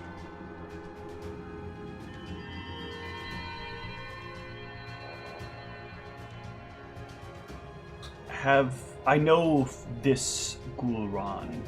You have once forsaken eternity, have you not? You mean when I died? Yes. Yes, I cannot rest knowing my friends still needed me, and as I made a promise to Kraskron that I would erect a church in his honor. There was much still in life I needed to accomplish before I would greet the afterlife.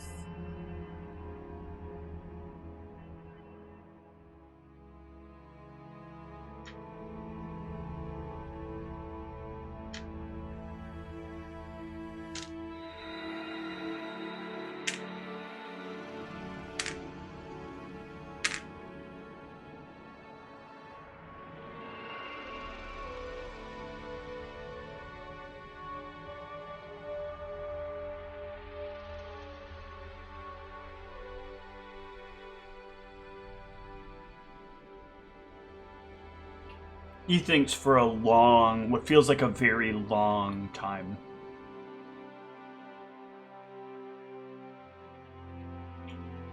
I would see you reach the end of your goal. Walk with me. And as he says that, give me a will save.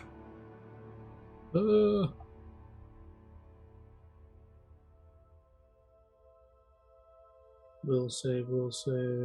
Oh. Click.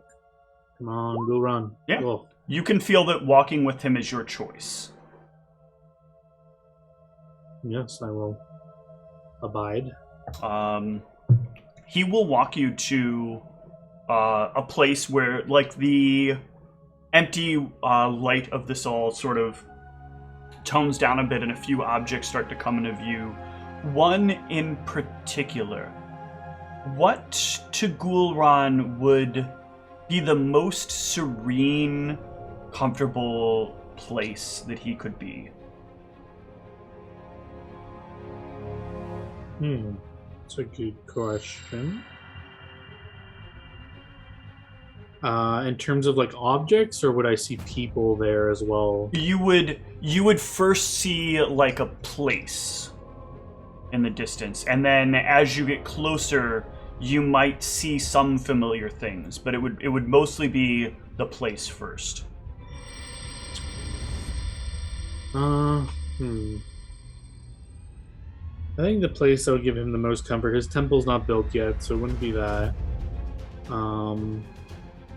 Maybe it would be in the Ev's, like, dining room, like, where we all, like, had our parties.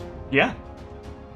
That would be the comfort, yeah. As you start to move in close, you can kind of see that start to coalesce in the distance. This large, kind of open dining room, and the background around you starts to shift and kind of make you feel like everything around you is kind of closing in a bit and getting smaller, like you're moving into a room, but also as you move into it, the room is like forming the rest of it around you. And you can see as you move towards the table, two figures you've only seen in dreams or in visions before. The figures of your mother and your father.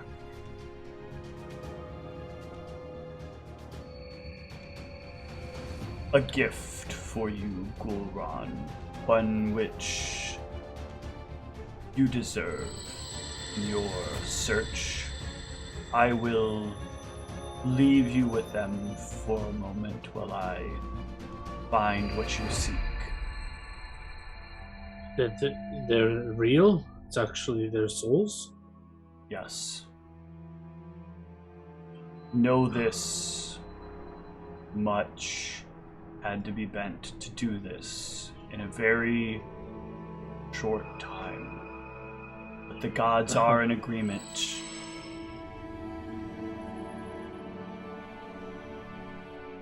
Thank you so much. Yeah, I would rush on over to them. The two of them kind of look at you, and there's like a sense of like pride you can see that washes over their faces. They look as you remember them from your visions, and they look so happy to see you. So proud of the figure that stands before them. I think tears would be welling in Gul'ran's eyes as he tries to embrace them, if he can. Yeah. You'll find that they have like there's a weird thing. You hug them and like you can feel that your material form kind of goes outside of them, or goes like through them, but there is something within you still that exists that can manage to like find a sense of comfort in being what feels like held by the two of them in their arms. You've done good, my boy. You've done good. By the way, are both my parents dwarves? Like, do I see them both dwarven? Or... They both... I'm half dwarf, Or no? No, you're a full dwarf, I thought. I'm full dwarf, yeah. You've done well, my boy. You've done so well. You've gotten a revenge. What do you mean? For a long time, we've been trapped in that forest. It killed me to do that. And we didn't even end up killing the creature. It got away. But you removed its taint from the area. You gave us the freedom we needed. Things did not end up exactly as we hoped, but it's much better now than being there, trapped for the eons. I had no idea you were trapped there. There's so many questions I have.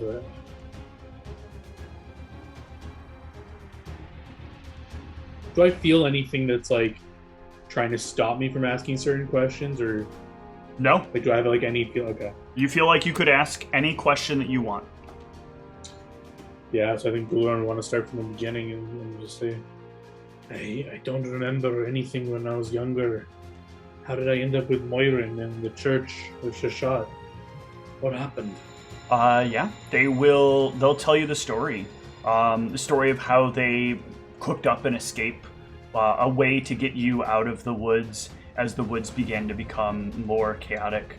That they themselves used to be members of the very depths that you had come from, that you had been to.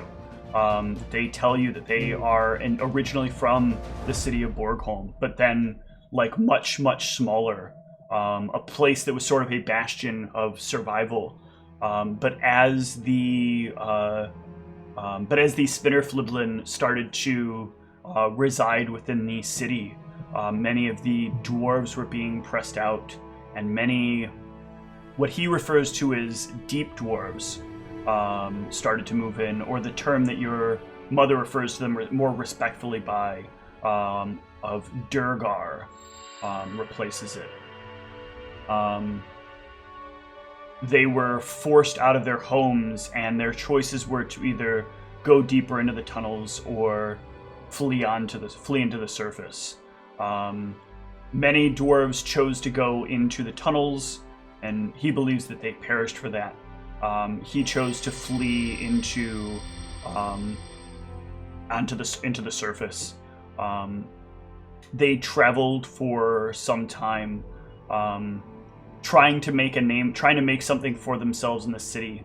But the city just didn't fit them well. Eventually, they ended up in the woods. Your mother took a shine to the geology of the forest. When you're kind of left with not a lot of what you know, you kind of cling to the few things that you do. And gradually your mother became a sort of,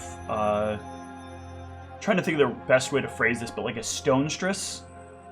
She could kind of she learned to gradually shape and make stone into a variety of things and blend it with the natural scape. And the Fae were enthralled by this.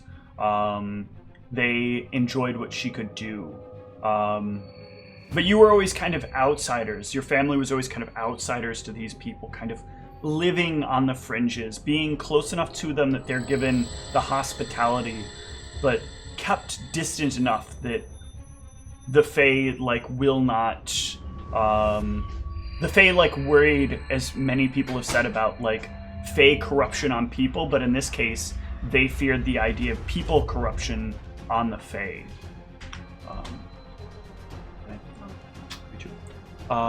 And so they kept them at a distance. But they, over time, started to see that things were taking a turn for the worst. They wanted to leave, but by the time they noticed what was happening, they already had you. They had given birth to you, and they had no place that they could go within the city any further. The city had become too restrictive. It didn't want to bring in outsiders. It was not a welcome place if you were not considered part of the country, and those from the depths were not from the country. And so they begged and pleaded for someone to help them. Your mother tapped into a little of the magic that she had within the earth to send a message out to him, to anyone that would heed her call, knowing that there could be consequences. The first to find her was Moirin, and they arranged and made deals with each other to secure you and make sure that you made it out. But in doing so, she had basically informed the corruption of her actions, and it took her not long after.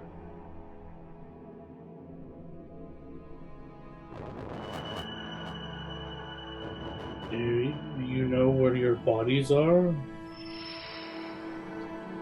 Are they buried in the forest somewhere? Long decomposed in the woods, I'm sure. Perhaps not long decomposed, but decomposing deep in the forests near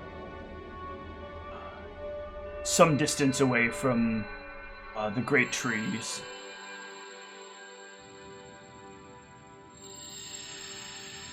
I was hoping to maybe find your remains and give you a proper burial, but perhaps you're content with where you lay. A good honorable gesture from you, lad, but a boy, but not necessary. We are just happy that you have done well by yourself and for yourself. Made our family proud.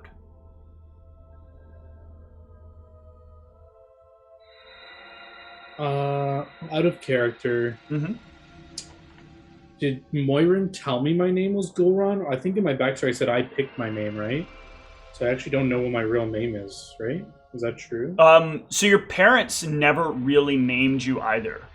Well, I guess that's what I would ask. Yeah, if that's true. In the arrangement, they'll explain like you were born hastily, and there was a lot of fear that if they gave you a name, you could be found.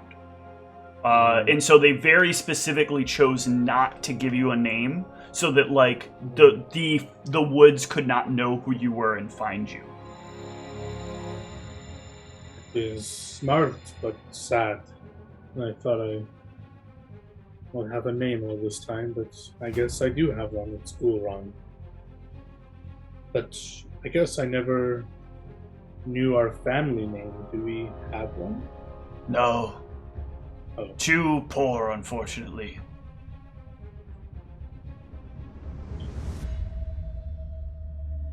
Well,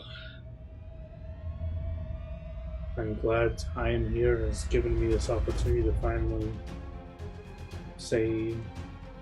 speak with you and learn these things that I've been trying to piece together all these years. It is fortunate that we were able to feel this without you having to pass. But it sounds like you'll be off to bigger things even when you're dead. Not time for you to rest even in death, I'm sure. I imagine Kraskaran might have plans for me after I die. I am, after all, his strongest cleric, I think. Maybe not. I don't know. I'm not sure, but It is what the rumors are. this, I'm curious. I was briefly deceased, as I mentioned, trying to resolve this forest issue. But both of you have been on the other side for some time. Do you know things about the gods that we don't? No, there's very little where we are. We're supposed to rejoin with nature when we passed. But because the nature was twisted and corrupt, the best we could do is save our souls from damnation. There is one whom we speak to that guides us, that we aid and empower. We hoped that perhaps she would find her way to speaking to you, but... Ooh. Yeah? They call her the Mother. We hoped that it was her voice that you would hear when you were losing faith. I think... Oh, the Mother. I remember back... Was this the one who got, like, in... I remember there was, in our very first quest, there was, like, that mother person that was, like, messed up. Yeah, he'll clarify. No, not that. Not that one. But I see. Was very, very interesting to realize. It's very interesting to realize that. No, this one wanders the plane in search of souls without a home. But like I am here? with ancestries that need purpose and are unfulfilled. Out of character, wasn't there some mother that was infested by the forest as well that we were trying to help? Yeah, that's who they're saying it's not. Okay. So the mother that was within the forest is a creepy fae thing. Yeah, she was so they're definitely saying that's not related. Yeah. Out of character, I'm pretty sure they're referring to the spirit mother. That is correct. Yeah, but I don't. Yeah, I'm just. Do I know anything about this? You do not know anything about the spirit mother. I don't think anyone in this game has found out anything about. So in character, I wouldn't think of anything that has spoken to me that they're talking about, right? No, it never reached out to you. Never heard from this mother, but luckily Kraskaran filled the void that Shashad left. I'm glad you found one. To be the father, I couldn't. I asked that question because in a lower voice, I made an enemy of Thoth. He's sworn to take vengeance on me. We know, boy. We know. Oh. You heard about that? Thoth wants information, and we'll do a lot of things to try to get it. He got nothing from me or your mother, though. That prick. Oh. Indeed, I'm sorry I put that on you. I didn't want to endanger you even in death. You cannot know the consequences you make, and the mother will be taking care of us. Thoth is a bright bastard who threatened my friends and sided with these draconic creatures. I vowed I would, when I was more with Shashad, was definitely an enemy of mine, but it's not like I could kill a god or something, but he's been asking for it. I think you can take him down a peg. Make sure everybody knows that Kraskaran is a great and powerful deity, here to keep in the way of Thoth and his incessant value of everyone else's understanding.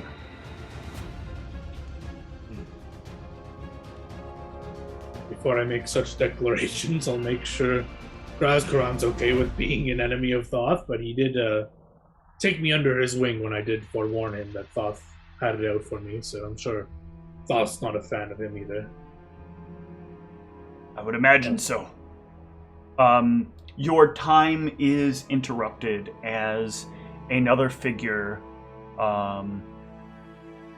sort of like lifts the roof of things and steps in into the area, and you can see this creature that looks very, very similar to like what you know the visage of Kraskaran to look like. Kind of steps in, but it has like this smoldering magma. You definitely get the impression this isn't like necessarily an avatar of Kraskaran. But it definitely doesn't seem like you've seen a magma elemental before, and it has some similarities, but it's definitely not just a normal magma elemental. There is something more to this. There is something inherently celestial about this thing. And it will kind of kneel down its towering body adjacent to you to kind of come as close as it can to being your height, but even still it like towers above you in its crouch. And it will speak to you in... First, do you speak Terran? I think Terran is the language I'm thinking of. Yeah, Goran's is common in Dwarven. He's got low end, unfortunately. When it realizes you cannot understand it, it will shift to its like universal language.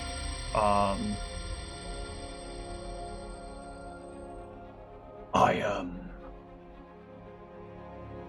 of Kraskaran. We are his guardians, his archons. I look around and look, are there more of them, or? One was sent, many are made. They are giant creature. Yes. The earth is vast and wide, and we were made in its image as well.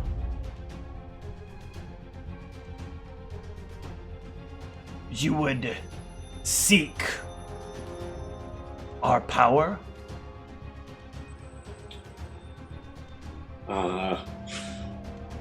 I don't know if I seek your power specifically. I seek the power of any good outsider that would give me their name to embolden me in my tasks ahead. He will kneel to you. Or, I'm sorry, he will, bring his face closer to you. It is my name that you need. Yes. I guess so. He will impart upon you, a vision of a demon being burned and scalded away by the melting inferno of a volcano.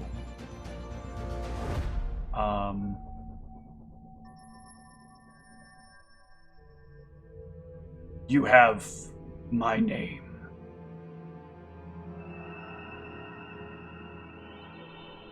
Do I? That is his name.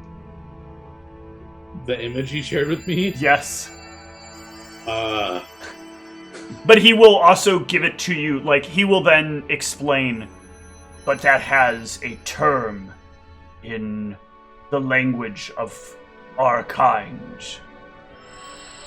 And he will give you his name in Terran, which is basically the word for burning a demon in lava.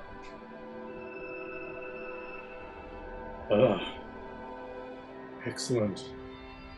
Just so you're aware, I think you know this, but Eagle Soul, every time I cast it, I'll be calling upon you to imbue me with some of your power. Krazkaran understands. I will be there for you when you need me. Thank you, Great One. And I'll try to say the name in Terran, although I cannot. However, if I ever do level up, I will, I guess, try to take Terran if I can. I don't know the language tree. No, you can auto take Terran. Oh. You get this as a Deidal language if you put a rank in linguistics. You will be given. It will be given to you. But Antaeus knows it, right? So I could. Antaeus, you could also learn it from Antaeus. For 30 days. He could actually just tutor you for the 30 days, and you could get it that way as well. Yeah, I think thematically I probably still will take a rank in linguistics, but I think I guess I don't know when Antaeus speaks that, but I guess I'll get to tell him all about this stuff, and he might. To be fair, I speak pretty much everything, so. Yeah, I mean, I'm going to be telling you guys all about this anyway, so. Either way, he can basically show you, teach you how to write out his name, which is a very weird thing. A lot of the Terran language is very slow and very, rigid, so it's a lot of, making these almost each motion is using a pen to carve into stone. They're very rough and rigid marks that you have to make. But as he shows this to you, as he puts it down, he'll leave this as do not lose this. I'll keep it safe.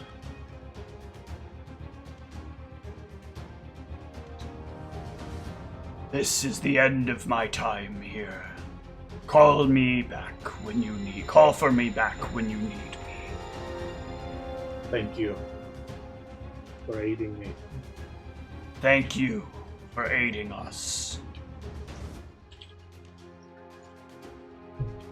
And he will get away. Right, this was a thing on my character sheet. Yep.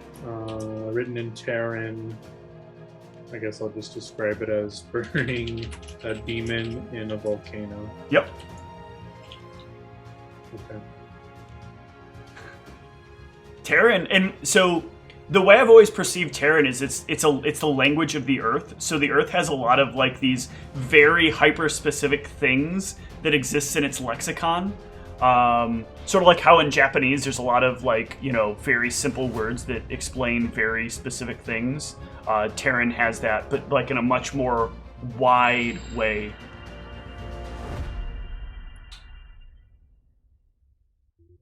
I'll turn to my parents and say, have you ever seen something like that before? No, my boy. Never in my life would I have thought I'd have seen it. I've become quite a force to be reckoned with. Unfortunately, Gulran, your time is up. I turn to my parents and I try to give them one last embrace. Yeah, they will give you one more as well. And as you, like, hold them, they slowly kind of fade from your arms. Thank you, I am here. You've given me something I thought I'd never get in my life. You have earned it. The gods agreed. Can you get yourself home? I can. Thank you for everything. Good luck. Yeah, and I will cast plane shift, go back to the material plane. Yep, roll me 1d for 60 or 4. God damn it. What did I say it was? I have it in my save Okay, here. thank you. Yeah, just one. Uh-oh. Yeah, you end up far the fuck away from home. Luckily, with my spell, I can travel 60 miles per hour. So, Yeah. Hold on, unless I'm like somewhere where I'm gonna die. Let me look That's at 7 hours, 7.5 hours. I might have to recast it to get back. It's gonna take like a full day of flying to back. Jesus, that is such a long ways. Yeah, so roll me 1d 360. Oh no, am I gonna end up in the ocean? 1d 360. Alright, so basically right around here. Yeah, you are like hovering above the ocean when you... My wind thing should still be on. That's why I said 8 hours. hovering Yeah, above the okay. ocean. So yeah. And you can race towards the surface. Well, do I know which way to go, actually? I don't know if I know that. Like, if I'm in the middle of the water, do I actually know where the fuck to go? I think from where you are, you're not so far from land that you can't at least see land. Okay. And as you get close enough, you'll be able to recognize the city of Golden Peace in the distance. Don't you also have, like, no direction or something? Whatever it is that lets you know north. No, Guiding Star has to be cast at like a homing beacon location, which I did not do. Oops. Oops. I mean, not that you would have foreseen this coming, but, you know. A little more planning, and I probably could have. But that's fine. You still end up pretty well. Like, again, you are like right about here. That gives you. So if we assume that gives you like, I guess that's 100 miles away to see Golden Peace. That's 2 hours in this form. Let me see something here. Yeah, but in terms of like, if I'm just in the middle of the water and I look every direction, I have to like know where to fly. Well, yeah, but you might be able to see the land right here and then follow the coast. True. I'm assuming that the barrier doesn't prevent you from being able to see. Yeah, the furthest you can see normally is about 3 miles across water. Yeah, I'm just seeing if I no, have okay, any hold other on. spell There, that's inconsistent. That's more what I thought. It's more like 13 miles, but that's still less than what you need. Yeah, what spells do you have? I got another Mage's Decree. If anything's in 8 miles, then it probably won't be. No, it won't be anything in 8 miles. Or 11 mials, but yeah. I think I'm level. Communion plane doesn't work with material. Nope, not on the material plane. You know what? I think I literally just have to fly in a direction for a few hours and see if I find land, and then go the other way. All right, roll me 1d8. Let me just double check if I have anything else. Channel Vigor is not going to help. Protection from evil. Protection from going the wrong direction. Yeah, I have that one right. What do you want? 1d8? 1d8. 1d8.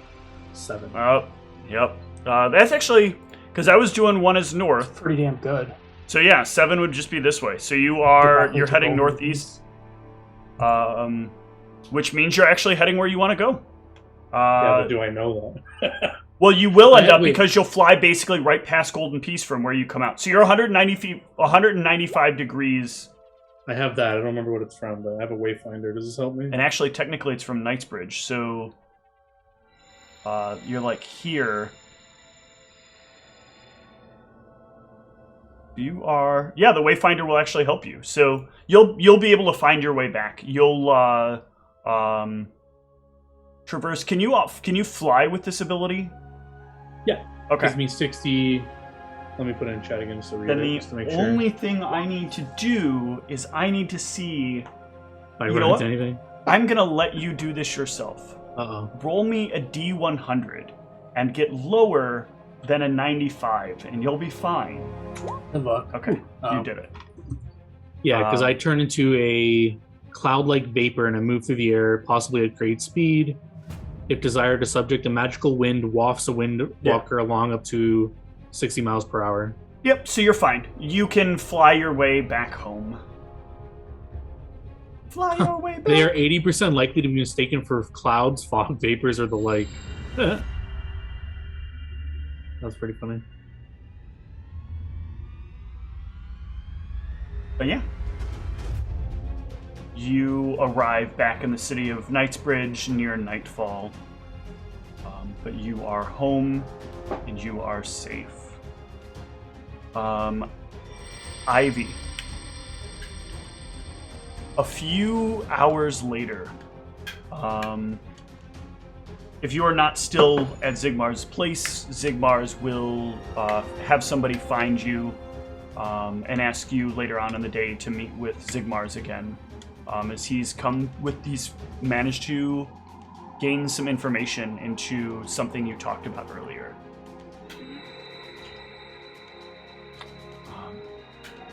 So I have some good news.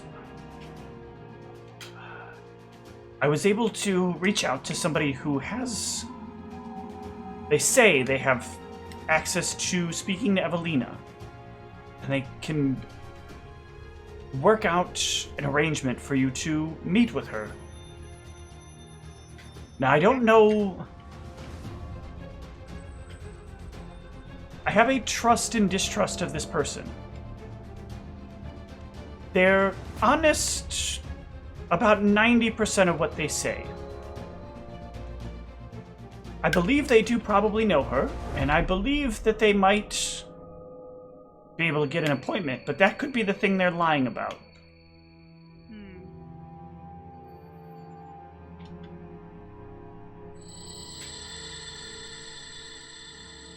But I think that you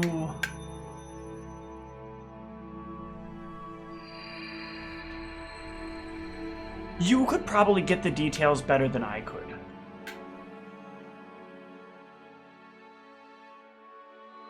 From this person? Yes. You would have to travel to Megiddo, though.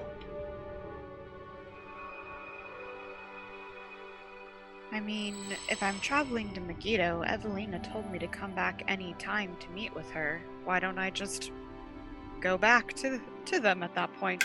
Well, you didn't say that. Well, you didn't really give me a chance. Sorry. I asked you if you knew her and if you trusted her, and you just sort of took off. I wanted to be able to help. I know. It feels strange. I don't normally have these desires to do favors for people, and especially not ones that take so much time and that come with no benefit to myself. I guess there is a benefit, but look, you're doing a lot, and for some reason it makes me feel like I should be doing more. Well, for what it's worth, I think you do plenty with whatever the heck you actually do. I appreciate that you don't ask a lot of questions about it. You know, I just decided I just don't really care. I know it's probably not all completely above board, but it doesn't bother me. I don't care. If I don't ask questions, I have plausible deniability. No one can get information from me. I'm good with it. It is quite perfect in its simplicity and complexity. Mm-hmm. I am definitely a simple woman. In most things. I guess I'm not very simple on who I am. Or but my what you personality are. is fairly simple. Yes.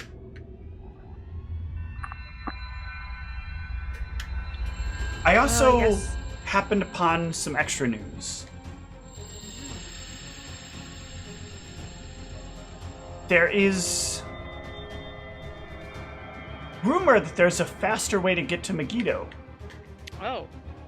Really now? There is supposedly, I don't know where they are, but perhaps if you ask the right people the right questions, they could tell you. There is something that has been referred to as linking gates. These are little archways that exist that can take you from one city to another, assuming you have the proper credentials. Now, this could be just bullshit, but it would explain how some people, some of the higher-ups that... In my profession, I have to deal sometimes with people that have positions of power, and somehow they get things from very far away very quickly. Yes. Or they just show up right as you're finishing something when you spent days and hours traveling there and doing a task, and then all of a sudden at the last second when it's all said and done, your higher up just shows up in front of you and is like, okay, cool, let me finish this up and take credit for it. Yes. Yeah, makes sense. So then maybe it is true if you're seeing stuff like that, because somebody made a passing comment while they were in less than a stable mental state, and I've been curious as to whether or not that's true or not. Well, sounds like I get to go find out. Best of luck. So, any advice on who to start talking to about this? Yes, he will... he'll hesitate for a moment. But he will write a name down on a piece of paper. That's who you want to look for. They're pretty high up in the ministry. But, if you let them know you know about their problem, they might be willing to work with you. About their problem. That's all you gotta say. Remember, you don't want to know a lot. Okay, gotcha. I'll be vague. Sounds easy enough for me. If you have to, you can tell him that you're very close with a little friend of his. Okay.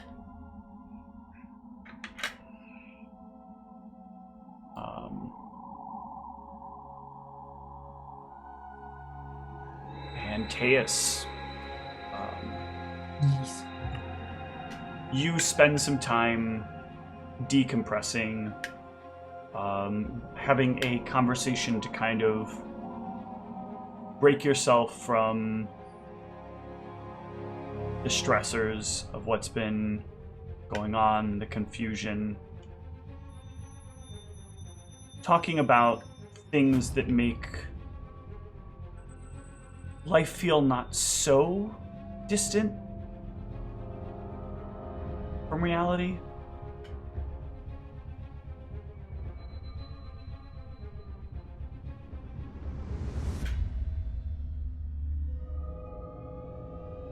And Teus, what do you want to do with yourself?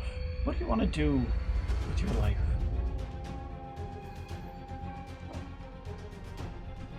I know this is an out of nowhere question, but I was thinking about it when you've talked about how dangerous things are for you, and when you mentioned that they were dangerous for me. Yes, I don't know many people, and the ones I do know, I don't want to get wrapped up in the things I'm invested in. They are, or could be, dangerous, and yeah. But what do you want to do? You've been plagued a lot by this problem with your friend. Yes, Elizabeth. Or Ivy. I was more speaking of Ivy. Yes. It's maybe the most dangerous thing of all that I've been invested in lately, and especially after learning more about it.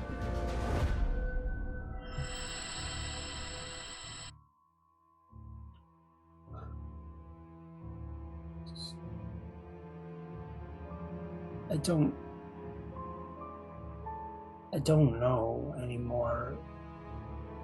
I do, but I don't. Like, there are things that I want to accomplish, but it all kind of feels trivial in the grand scheme.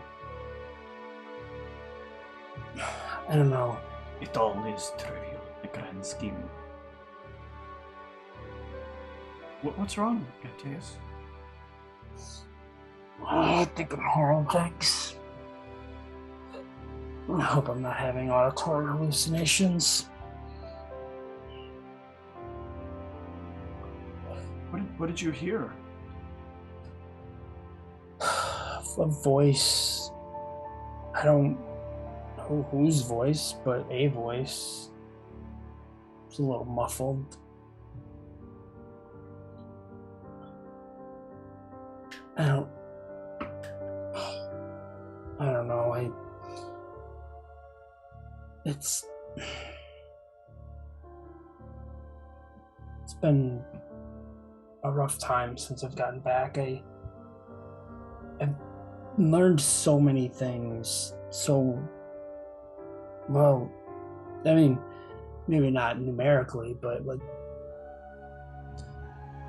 such big things about the things we've been dealing with, and more than just that. And have you talked about it with anybody? What's that? Have you talked about it with anyone? Not really, since we've returned. Well, keeping these things to yourself doesn't help you work them out. No, it doesn't. But I just... some of it feels like things that I hate anytime I ever agree with him. With who? Sorry. Thoth. It's just a figment anyway. It doesn't matter.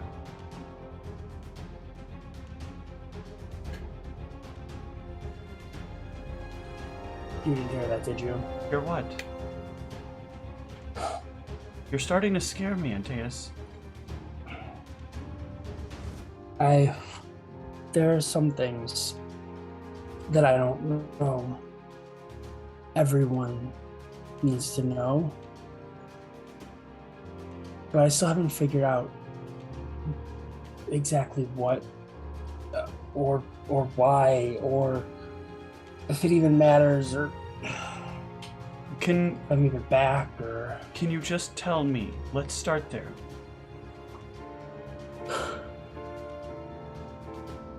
Well, I'll tell you about this thing first. And I'll show her the picture of the thing again. Yeah. And kind of give her a brief rundown of... Yeah, you can talk with her about what his... some of what has transpired, decide what it is that you want to leave out, what it is that you want to share. Yeah, that seems like the safest place to start, given the things that I've talked about, because a lot of the rest of it seems very above that and could be problematic. But I feel like that drifts you into late in the evening, into perhaps even the next day, when all of you receive a message in your heads, or in your ear, one of the two, depending upon how you perceive how sending works. Someone is here to see all of you. I'm sure you'll be excited. It sounds like a familiar voice. It is Rian's voice. Ugh, of all the voices to hear. And it is like early in the morning when you hear this voice. Like a wake-up voice. I guess probably not for Gul'ran, since Gul'ran is an early riser, but for everybody else, it is like... Ivy fights back the urge to send back profanity about how early in the morning it is.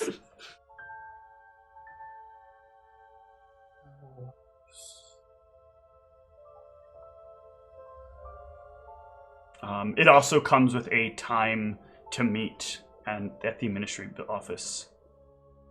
The worst voice I've heard all day. It echoes that back. The loud part quiet and the quiet part loud. Yeah, you guys are all of you going to see whatever he's talking about? Go to see whatever he's talking about? Yeah, I had to find someone else the ministry building anyways. Might as well. Yeah. I'll also... yeah, we're going to the ministry building. I'll go. I'll ask if I could leave... yeah, your pupper's there. Najee. Yep. With her, and then over there. Is Gul'ran going as well? Yep. Alright, the three of you can head to the ministry building at the sanctioned time. Rian will greet you where he said to meet him.